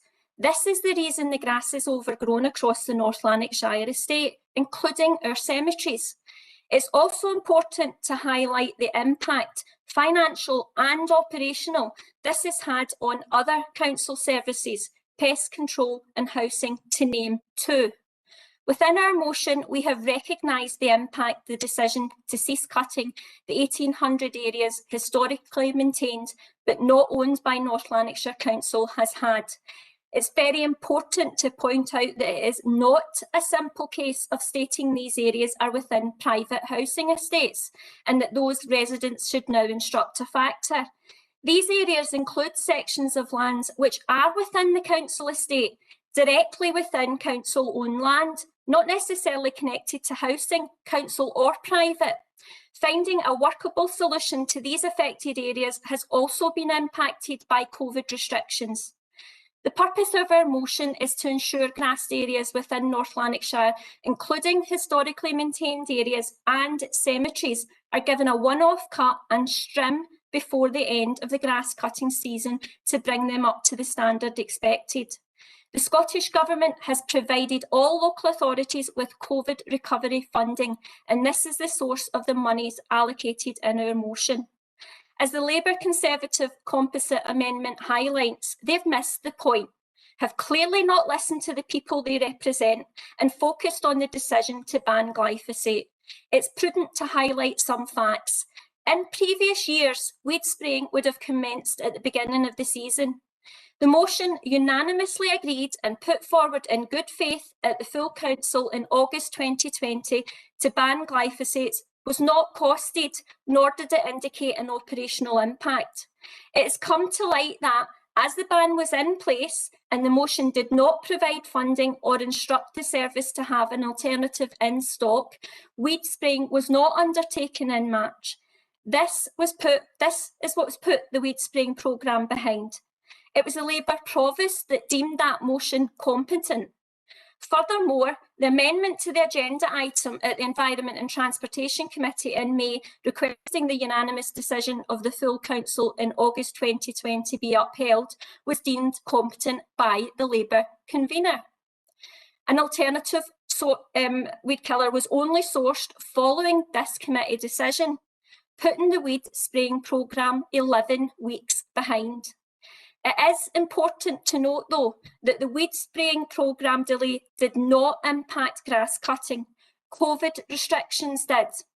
Unfortunately, but not surprisingly, the Labour and Tory groups have chosen to spin and twist matters and make it solely about previous decisions, or should I say choices, made by them during the budget setting process. Let me iterate choices, because that's what they were. They're proving yet again today that their main priority when making these choices is to have a go at the Scottish Government. Their dripping disdain for the SNP is having a direct impact on the people we represent, as they do not put them first. Their repeated choices have a cumulative negative impact on everyone in North Lanarkshire. And a couple of examples of these choices to ponder on are the choices made about Club Bowie and classroom assistants. I'd ask all councillors today, and in particular my Labour ward colleagues, look at the proposals put forward. Which one puts party politics aside and delivers for everyone? If you truly want to deliver for everyone you represent, then put party politics aside and vote for the motion that delivers. The composite amendment doesn't deliver for everyone. The motion does. Please vote for the motion. Councillor. Thank you. Councillor Carrigan, I took it quite umbrage to what you said about me during your presentation there. No motion is always costed out before it's submitted by any grouping. that is within standing orders. It is to go back to a committee. So I think you owe me an apology for saying that I ruled that wrongly. I didn't say you ruled it wrongly. You did say that. Would you like me to say again what I said? I said you ruled the motion competent. That's a fact, because you did. I didn't say you ruled it wrongly, Provost. Well, if you took it that way, that was not my intention. I simply stated a fact.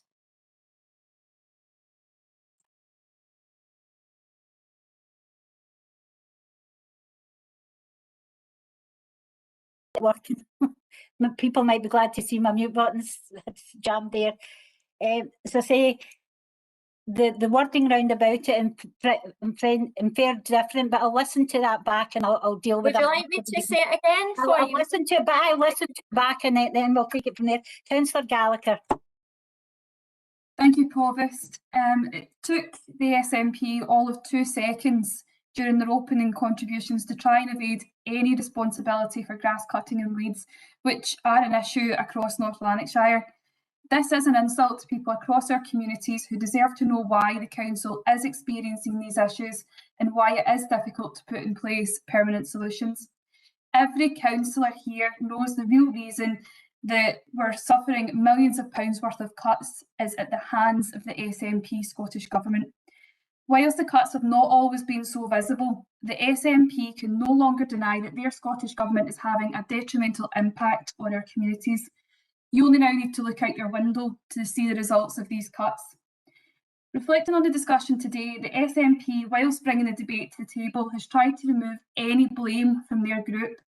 The only argument the SNP have is that the grass cutting was included within Labour and Conservative budgets.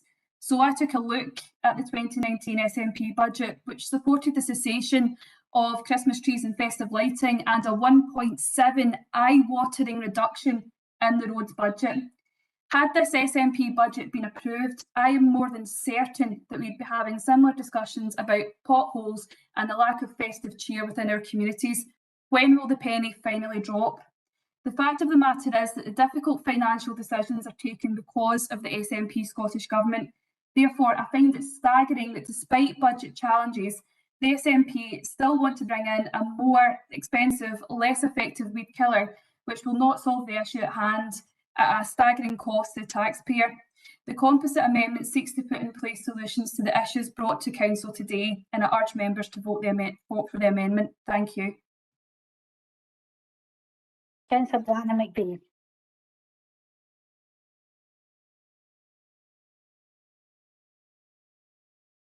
Thank you, Provost, for inviting me to speak. Grass grows, weeds grow, yet council budgets have been cut. COSLA's recent report highlighted that council tax across Scottish councils raises an average of 17% of council revenue. So that's COSLA. That's relevant because the value of council tax has been highlighted in earlier debates. Council budgets have been cut. That's not opinion, that's Audit Scotland that have highlighted that year on year, that there's been a reduction in the real resources that have been submitted to councils. This is relevant because cuts to councils have got real impacts on our communities. Our local physical environments are seeing that. So I've got a councillor on screen going blah, blah, blah as I'm speaking, and I'd really appreciate that you didn't do that. If you want to do that, Councillor Kerr, please feel free to switch off your camera, because I'll continue to blah, blah.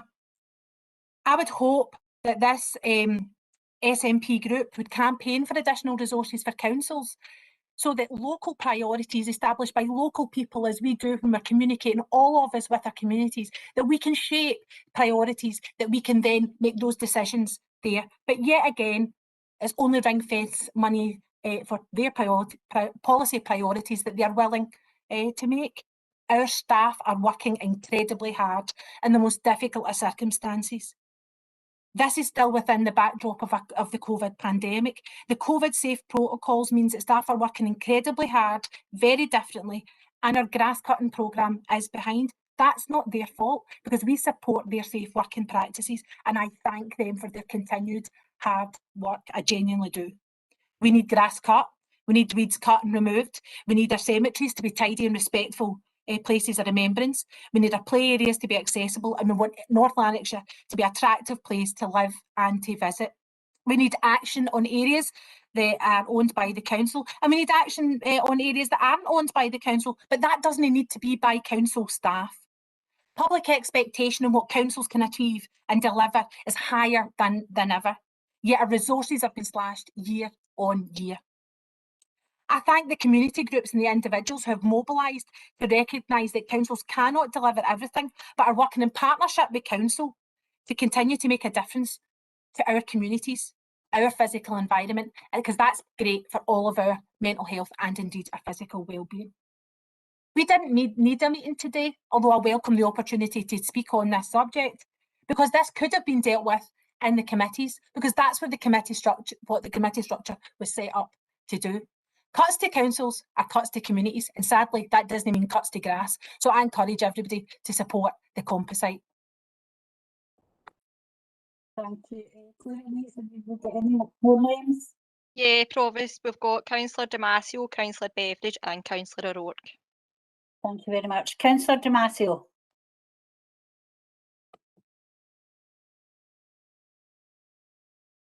Thank you, Provost. Yeah.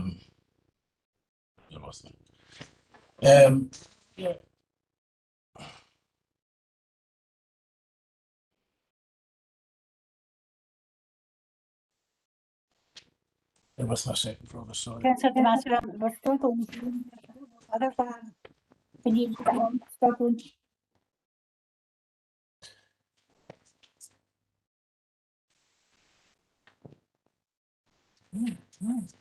Apologies for that, Provost. Paul Kelly, Councillor Kelly referred at the very start of the meeting that he believed that there was no requirement for this meeting and slammed the SNP, but then went on notably to make goes on to merge a Labour and Tory motion. No doubt it's planned to politicise this well-meaning SNP motion, and tries to use the opportunity once again to reverse a decision already made by the council to ban glyphosate in the current climate, which is entirely inappropriate and a kick in the teeth both to constituents and democracy within this council in North Lanarkshire. On the issue of glyphosate, which Labour and the Tories have incorporated in their motion at the very best, let's say, we await comprehensive and wide-ranging reporting, and this council has already made a decision on this matter for the safety of our environment, wildlife, constituents and staff, at the very least until such times as comprehensive, decisive reporting proves otherwise in terms of safety to our environment. However, importantly and ironically, Councillor Kelly acknowledges the need for a one-off cut, as was the intention of the SNP motion. The SNP motion resolves an issue during COVID-19 when many areas of our communities are unkempt, and this is having a negative impact on residents when many will already be in a fragile mindset coming out of COVID and a number of lockdowns over the past 18 months. The SNP brought this motion due to the fact that Tories and Labour made a conscious decision to cut these services without proper consultation, importantly, with the affected communities or constituents in advance of their usual Labour-Tory budget this year, which is the main reason we find ourselves here today, frankly, poorly prioritising the public purse in North Lanarkshire, prioritising the Labour-Tory alliance. Action needed to be taken, and the SNP rightly brought a proposal to use the Scottish Government £5 million COVID contingency fund. Incidentally, I congratulate Councillor Watson to his elevation as Tory leader. However, you could simply have approved the SNP motion and the use of these funds for the purpose of this one-off cut, but no, instead you wish to reinforce the Labour-Tory alliance. However, it's very clear to constituents throughout North Lanarkshire that the Labour-Tory alliance is alive and kicking. By politicising this important issue for our constituents.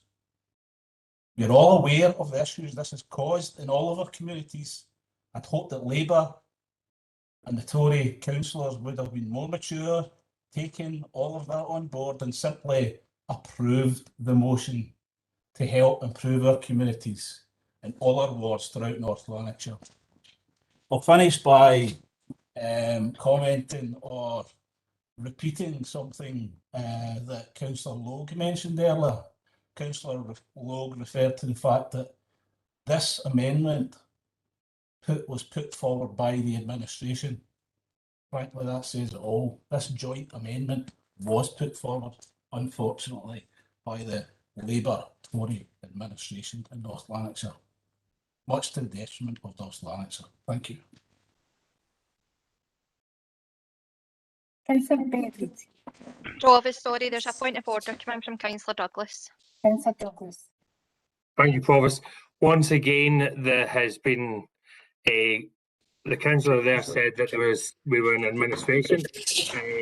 As everyone fully knows, it is a Labour minority administration, and that has been mentioned a few times tonight. Getting quite fed up off it. Just to make it quite clear, it is a Labour administration in a minority position. Thank you very much. Councillor Beveridge. Thanks, Provost. And before I start, I hope if I get emotional, I don't offend anybody. So please accept my apologies if I do. Councillor DiMaggio spoke there about deviating funds from the COVID.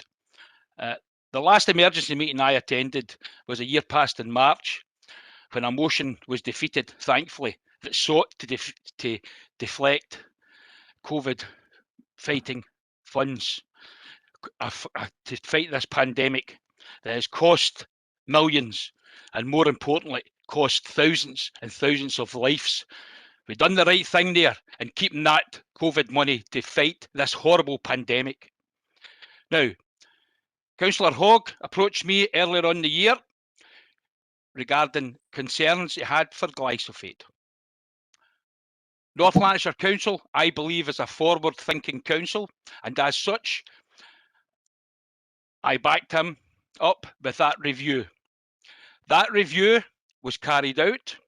That review listened to experts, scientific experts, professors, scientific experts, and it said that it was safe to use under the guidelines provided.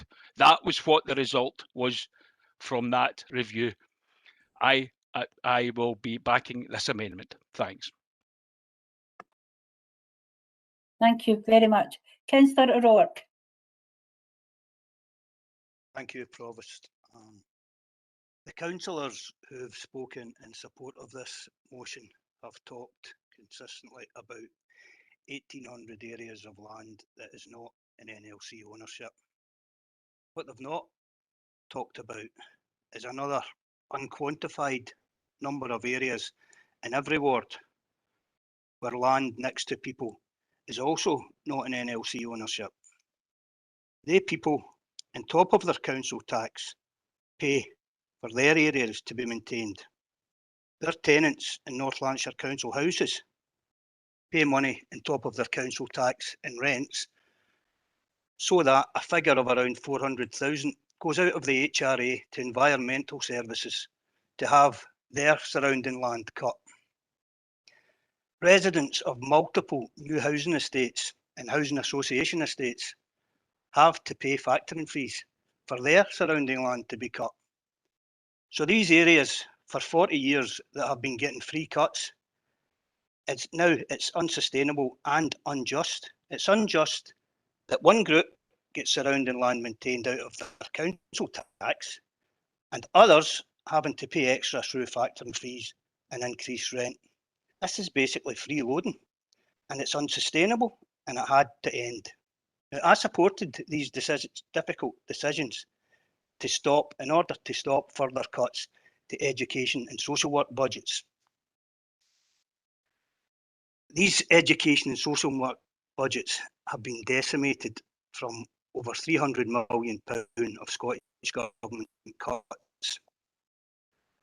They don't need any more financial cuts and making private residents pay like everyone else for their own cuts is one way of stopping further cuts to education and social work. So I support the Corporate motion. Thank you.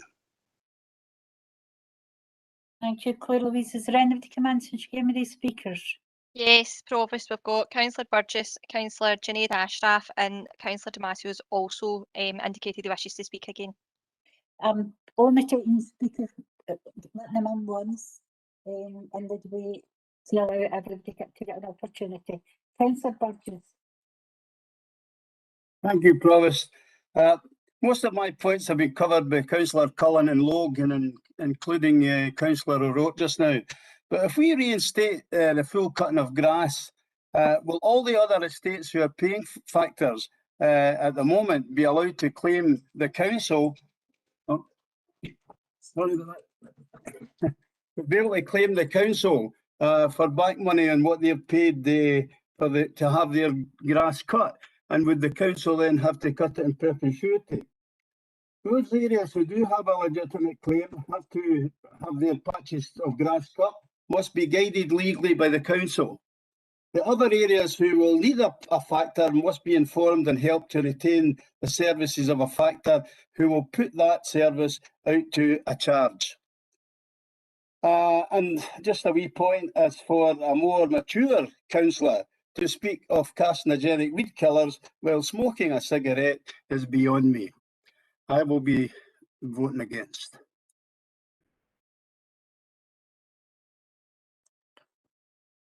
Councillor Junaid Ashraf. Thank you, Provost.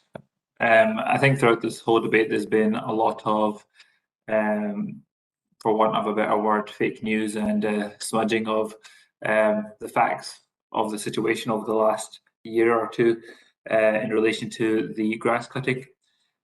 So for the benefit of those listening, from my perspective, it has been a motion that was pushed through that was related to glyphosate, that was pushed through by Councillor Paddy Hogg and Councillor Beveridge, and that was completely unrelated to anything to do with grass cutting. That has now been brought into a decision that was discussed during the budget meeting last year, I believe, and has been made into the actions that have taken place during the last year or so, and has resulted in the public outcry that we've all heard through our emails, phone calls, and within our communities. It's not shameful, and it's not an issue to just admit that a mistake was made, that something that was cut, such as grass cutting, had a much more emotional reaction from the public than the administration may have understood. And for this to now be rechanged or to reconsidered at this motion, at this special council meeting, and to reconsider the fact that, you know what, this is something that our constituents very, very clearly feel strongly about. And that's the reason why we're here today. And I believe that we can make the correct decision today to agree to this one-off grass cutting across the local authority, and further to that, as the motion outlines, to solve the issue on a long-term basis from here on out. There were a few other comments that were made by some of the other councillors that I'd like to just address. Things such as Councillor Logue had said that this is a recurring finance issue. It's not. It was asking for a one-off cut of the entire local authority. In terms of all the Tory councillors coming in here saying who's going to pay us back for factor costs, I mean, there is that consideration to be made. However, this has been an ongoing process of the council cutting these grassy areas for a long period of time. There is an understanding within the community of what is cut by the council and what is being maintained by the factors which are already in place. So I really feel as if that's a moot point to be talking about specific individuals when we're talking about hundreds of thousands of residents who expect this to be carried out, who pay their council tax, who pay their taxes, who live within North Lancashire and want to be proud of their neighbourhood. I'm still a bit shocked of the fact that this amendment has even been allowed by the Conservative and Labour groups. in the fact that it's been claimed to be inextricably linked and we can't go into the technical detail. However, as this isn't able to be discussed, I still find it a bit odd that we're not talking about this technical detail, but we're still getting comments from people such as Councillor Gallagher talking about how this weed killer is more expensive and less effective. And I don't really think that we should really be delving into just adding in our own random opinions to some of this discussion. I think what we have to do here at the end of this debate is to vote for the fact that we need to ensure that we are providing for our constituents. So I will be voting for the motion, and I would urge everyone else to support the motion as well. Thank you very much. Claire Louise, I don't see anybody else in the chat bar. Can you clarify if I've missed that? No, that's correct, Provost. There's nobody else in the chat bar. Councillor Docherty did have his hand raised in the participants list. I don't know if he's indicating he wants to speak. And Councillor Bear's just come in as well in the chat bar. Councillor Docherty, you've not come in the chat bar, but you seemingly were waving your hand and Claire Louise picked that up. Can I ask the mover of the motion, SNP motion, and the seconder, that maybe Councillor Stevens, who's got some sort of a magic money tree hiding somewhere, when the COVID relief fund runs out, which is going to do the 5 million, I mean, where are they going to get the Councillor money? Docherty, Councillor Stevens come in for a point of order, and I know what I'll let her say her point of order, but I was just away to interrupt you anyway. That's fine, you go ahead. This isn't a question. This isn't an opportunity to ask questions. It's you can make comments. It's not. No, it's not a question and answer session at this meeting. Well, my comment is we'll not have the money to pay for this grass cutting once this COVID relief fund runs out. So I would ask the mover where does he suggest the money comes from? Councillor Docherty, I told you it's not a question. Provost, there's another point of order come in the chat bar from Councillor Stubbs. Provost, this isn't the first time you've had to stop Councillor Docherty for a personal attack from Councillor Stephen. Fortunately, this time she was actually here to defend herself. Last time she wasn't. They come in. I suggest that if he's got a problem with her, that he takes it up offline and stops continuing to do that. And perhaps it would be time for his business manager or his leader to have a chat with him about what's appropriate to be saying about other individual councillors at every single opportunity. As I say, I've just pulled him up because this isn't a question and answer session. So therefore, I will speak offline about that, and I'm happy to deal with the understanding and question and answer sessions. Councillor Baird indicated that you wanted in, but I was just about going to summon up, but you've come in. Councillor Baird. I appreciate that, Provost. Let me apologise first for missing the first 40-50 minutes before I was able to log in. My council computer is still trying to shut down almost 2.5 hours later. It's watching the debate. I mean, there's been good points raised by all sides in the usual nonsense, also by nonsense about whose fault it is, the lack of money. You know, it's always the Scottish Government, and then again, where do they get their money? They get it from, Westminster as most, and, we also got the council tax money. So basically it comes down to condition, where individuals' own prejudices want to lay that and overlay the actual facts of the matter. When looking at this, I had concerns over competence, and the competence was based on the fact that all political groups at the time voted in favour of these cuts. And here we are 8 months later, 6 months later, discussing that, oh dear, these cuts that we're going to do that we agreed upon has meant that the grass has got to grow. The sun's come out and it's rained, so the grass grows. Places untidy, well, we know that, and we should be responsible for it. If we're going to do this, it's our responsibility. And then voting things through and then coming back on them, it doesn't make anyone look good.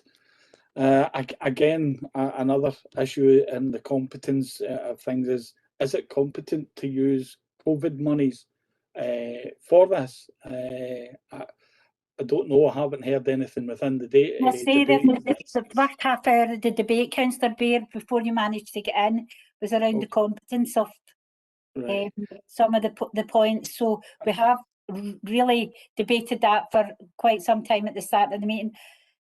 No, thank you, Provost. I can just say because I've done that. You know, I did try to get in eBay. Sorry, not eBay. The YouTube channel. It took us a while. So, you know, there was that aspect of it as well. And I'm really narrating here for any of the public who's looking in here. And I think to use a word that I've heard Cathy Johnson saying a few times, the whole thing's a complete bourach, because we've got more questions coming out of this than answers to it. There's an issue over the 1,800 pieces of grounded property. There's issues over factoring, you know, and that's something that, you know, maybe we should be looking at again.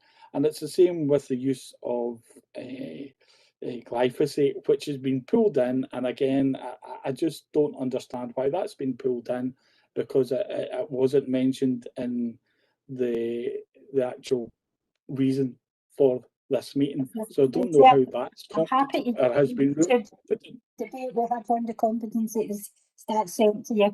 We've been through all this already in the meeting.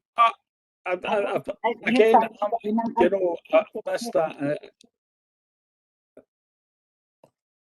Sorry, Provost, I'm just going over it again, because at the end of the day, I am now being presented with an amendment to look at, and again, it's got, you know, this glyphosate, which has been tagged into it. And I've got to ask the question of the Section 95 officer if it's competent, because this decision was taken less than 6 months ago. So you're putting forward an amendment that seeks to undermine a decision that was taken less than 6 months ago, which is against standing orders. So I'm 30 seconds, Councillor Baird. 37. We've had, as I say, we've had this debate earlier on, and the monitoring officer at that time clarified the position. So standing order 37 allows, because new information came in after it, to have this debate. I rolled in it, and I will stand responsible for the rolling of it. Okay, Provost, I'd be grateful if you can send me that new information that's come in, and I'll trump you with the new information that I've got from the PAN UK, which totally undermines everything that was in the officer's report in March. You know, so we could go round the houses in this, but the fact of the matter is, I think it's all houses are damned in this. And, you know, if this is the way it's going to be, I feel sorry for our constituents. That's time, Councillor And our Baird. householders out there.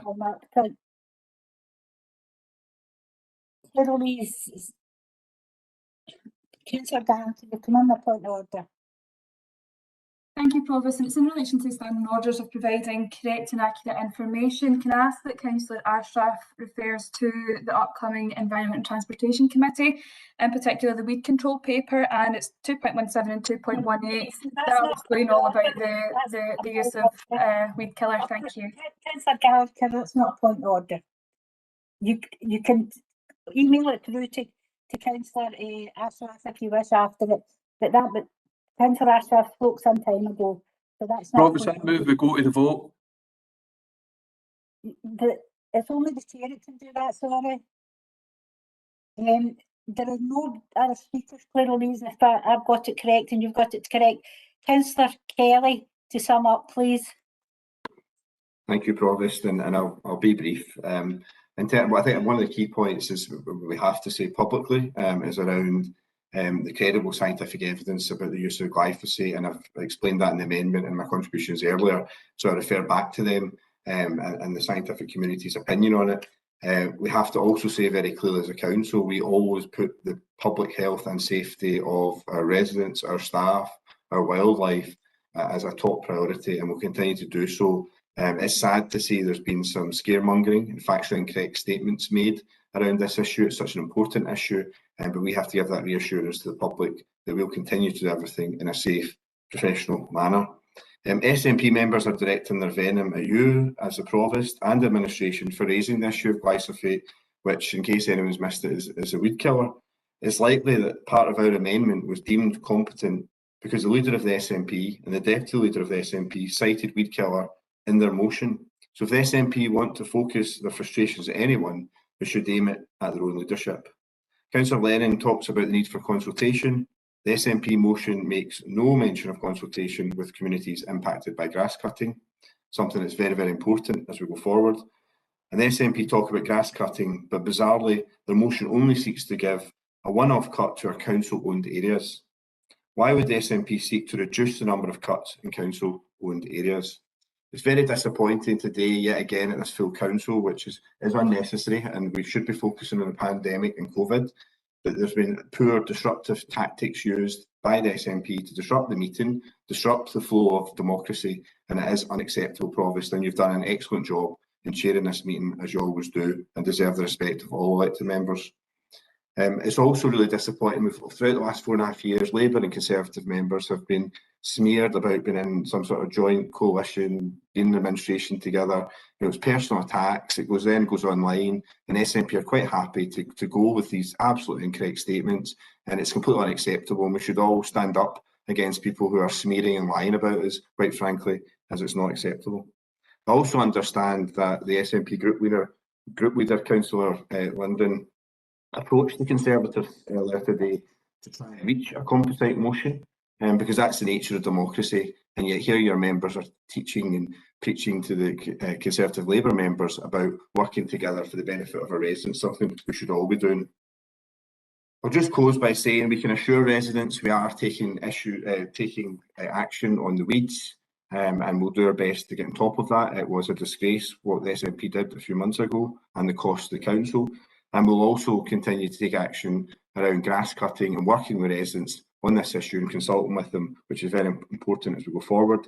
And most importantly, despite the unnecessary meeting today, it was not necessary. This could have been done through committees. 2.5 hours has been taken out of everybody's time. We are absolutely focused on administration, as we have been from the start, and supporting residents through this pandemic, through this awful situation we all find ourselves in. And we'll continue to focus on that. We will not allow the gesture politics and gimmicks of the SNP to distract us from doing everything we can to support residents, and I support this composite amendment. Thank you, Provost. I don't know what's come on screen, but I don't know what's come on screen. Mark, do you know where that's come from? Sorry, I was playing about with a file that's on glyphosate. I don't know how to remove it. It shouldn't have went up. Provost, let's move on and get a vote here. Please remove. I'm trying to. I don't know how to. London,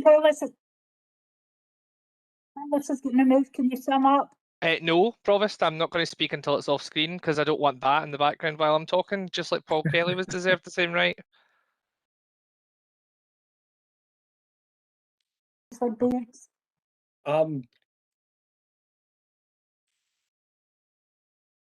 you need to press the share button at the bottom of your screen to stop. Oh, there's Linda. Okay. Sorry about that. Let's come back to Councillor Beard. Hey, wait the now. Mark, is there any way This is shocking. down from somebody else's computer? Apologies, Provost. I'm trying to see if I can. I think the only way would be maybe to if Councillor Baird left the meeting and come back in. Okay, I'll do that. Sorry about this. Shouldn't be allowed back in, Provost. People can leave and come back in. It happens all the time. They dip out and in. Councillor McPake, sorry, you've put a point of order up. Yeah, and it's a serious point of order. I hope the monitor officer is taking notice of this. This is an absolute attempt to disrupt the democracy within North Lanarkshire. Councillor Baird knows fine well what he's doing here. Absolutely knows fine well.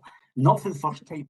I say they comes in with these disruptive things, and then kids on it, he doesn't know how to get it off. That is shocking. Something needs to be done. It needs to be done very quick. Councillor Douglas, you've come in with a point of order as well. Provost, I think I've been able to take it away if that helps. Thank you very much. Councillor Douglas, before I let Councillor Stephen, you had a point of order in as well. Councillor Douglas, you're still on mute. Provost, the standing order number 50, I would like to draw that. If anyone, I can read it out if anyone would like to hear it. In the event of any member, any council meeting disregarding the authority of the chair or being guilty of obstructive or offensive conduct, a motion may be moved and seconded to suspend such a member for the remainder of the meeting. This motion shall be put to the meeting without discussion, and if supported by a majority of the members participating and voting, the motion shall be declared carried. Should the motion be carried, the member concerned shall thereupon be removed from the meeting. The council officer shall act on any instruction he or she may be received from the chair in pursuance of such decision. Provost, I think we need to remove that councillor or not allow them back in. That was absolutely ridiculous. So you're moving that we... I would move that we remove the councillor. Which councillor? Councillor Baird. I would need a seconder for that. You would. I'll second it. Probably do it by acclaim. I'll second it, Provost. Before we go to the next, Councillor Stubbs will put up a point of order. With my knowledge that standing order is a little bit rusty, but maybe you can give me some guidance. I don't think it's competent for a member from the floor to move that. I think it can only come from the chair, nor is it necessary or appropriate for a member reaching out the standing orders to the chair. That in itself, I would suggest, is a breach of standing order 50. Standing order 50 says that any member within the chamber can ask for a member to be removed as long as they have a seconder. Yep. I stand corrected, thank you. So you had who seconded that there? I'll second the Provost. Mark, do you need to go to the vote on this? Or unless anybody's otherwise minded, is it? Provost, I'm otherwise minded. I think this is ridiculous.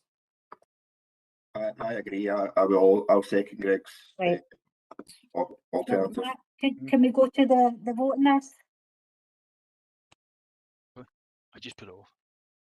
Somebody's come into the chat bar, Provost, with a point of order. Councillor Lord Damasio, what's your point of order? It's just to say, Chair, that as Chair, could you not, given the fact that the debate's finished, there's no room for any other speakers apart from those who are summing up, and then we're going to the vote. I don't, given that's the case, I don't see any need for that motion. At the end of the day, I don't see the need. If standing order 50 allows any member to move that, and at no time would I say if a member wants to go to that point. Provost, I'm happy. Provost, I'm happy to withdraw that motion if we can just move on. Right. Provost, there's another that point of pleases order in. yourself. Councillor Hume, you put a point of order in. Thanks, Provost. I withdraw if the motion to not allow the member back in is withdrawn.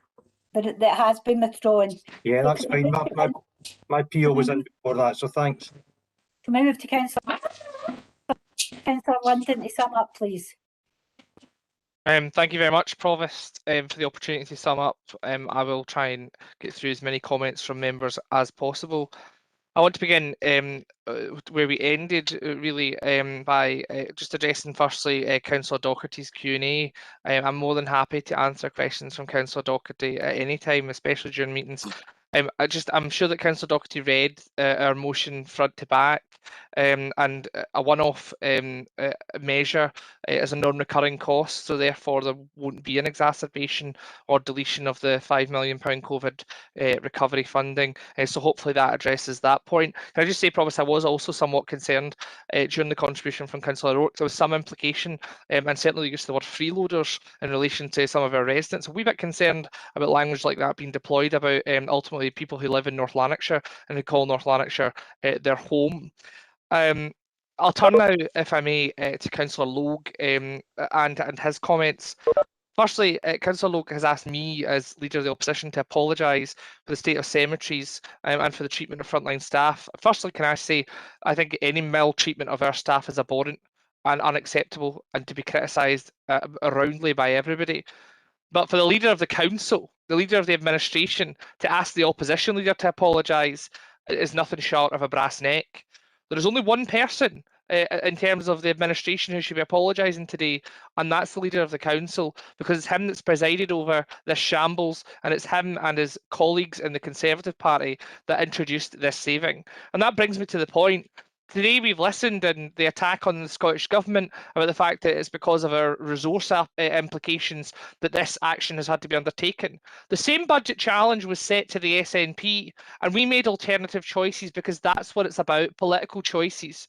You would sooner take choices that see a direct impact in our community, blame it on the Scottish Government and try and make political capital. You are fooling nobody.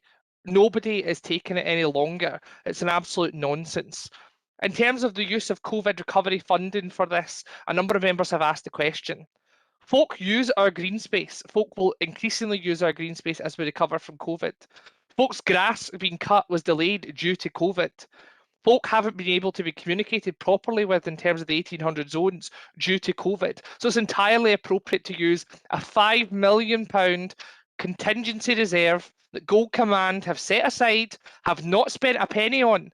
I think that if we have an emerging issue in terms of our communities, that seems like an adequate use of resource to make our communities a better place to live, learn, work, invest and visit.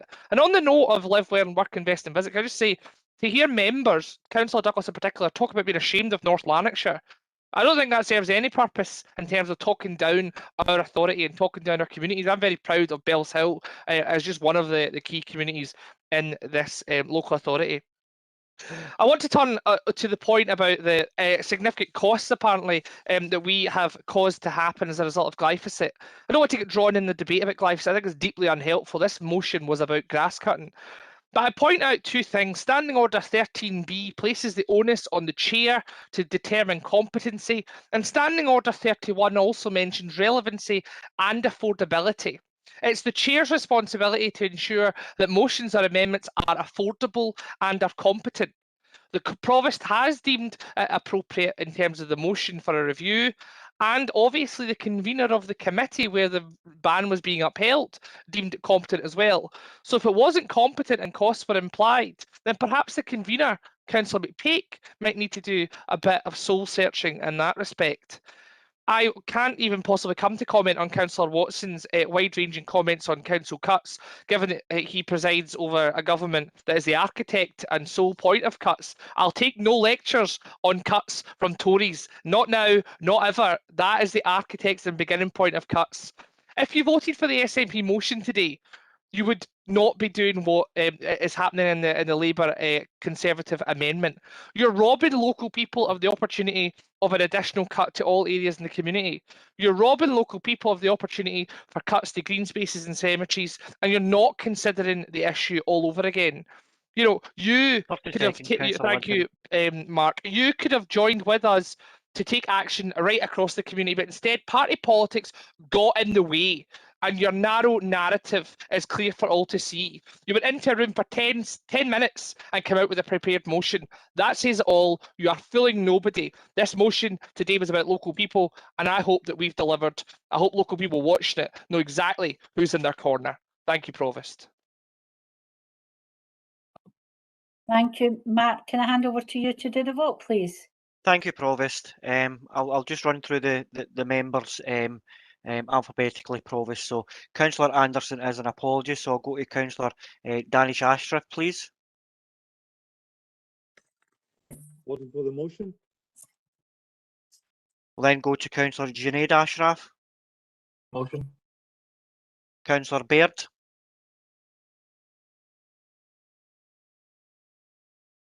In this case, I have to support the motion. Thank you, Councillor Baird. Councillor Barclay. Motion. Councillor Beveridge. Amendment. Councillor Branny McVeigh. Amendment. Councillor Burgess. Amendment. Councillor Burrows. Amendment. Councillor Cameron. Amendment. Councillor Campbell. Amendment. Councillor Carricker. Motion. Councillor Carson. Amendment. Councillor Castles. Amendment.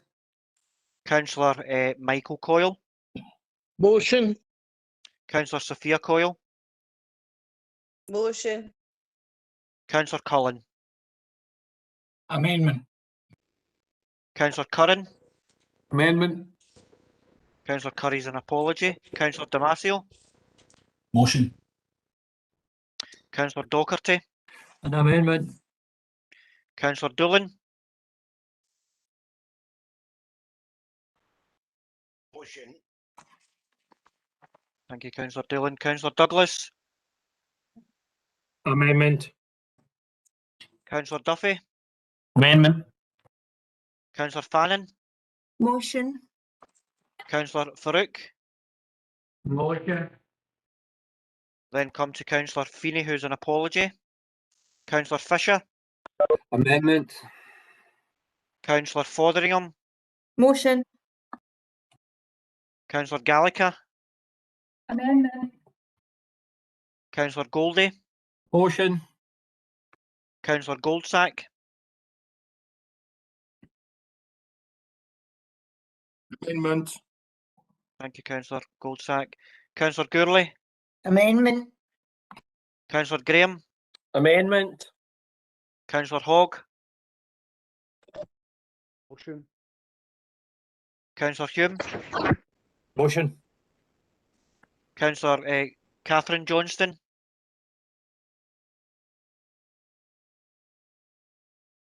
Motion. Councillor Tom Johnston. Motion. Councillor Jones. Amendment. Councillor Kelly. Amendment. Paul Kelly, sorry. Councillor Peter Kelly. Amendment. Councillor Kerr. Motion. Councillor Larson. Motion. Councillor Lennon. Motion. Councillor Linden. Motion, Mark. Thank you. Councillor Logue. Amendment. Thank you. Councillor Lochran. Amendment. Councillor McGregor. Motion. Councillor McGowan. Motion. Councillor Masterton. Motion. Councillor McCulloch. Amendment. Councillor McKendrick. Motion. Councillor McLaren. Amendment. Councillor McManus. Motion. Councillor McNally. Amendment. Councillor McNeil is an apology. Councillor McPake. Amendment. Councillor McVeigh. Amendment. Councillor Mooney. Amendment. Councillor Morgan. Amendment. Councillor O'Rourke. Amendment. Councillor Pettigrew. Motion. Councillor Quigley. Amendment. Councillor Redding. Amendment. Councillor Rorty. Amendment. Councillor Shevlin. Amendment. Councillor Shields. Amendment. Councillor Stephen. Motion. Councillor Stevenson. Amendment. Councillor Stokes. Motion. Councillor Stubbs. Motion. Councillor Alan Valentine.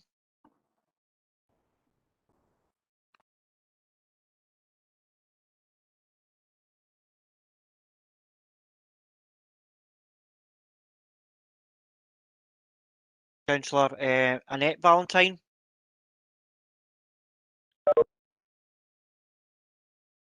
I see Mark, both Councillor apologies.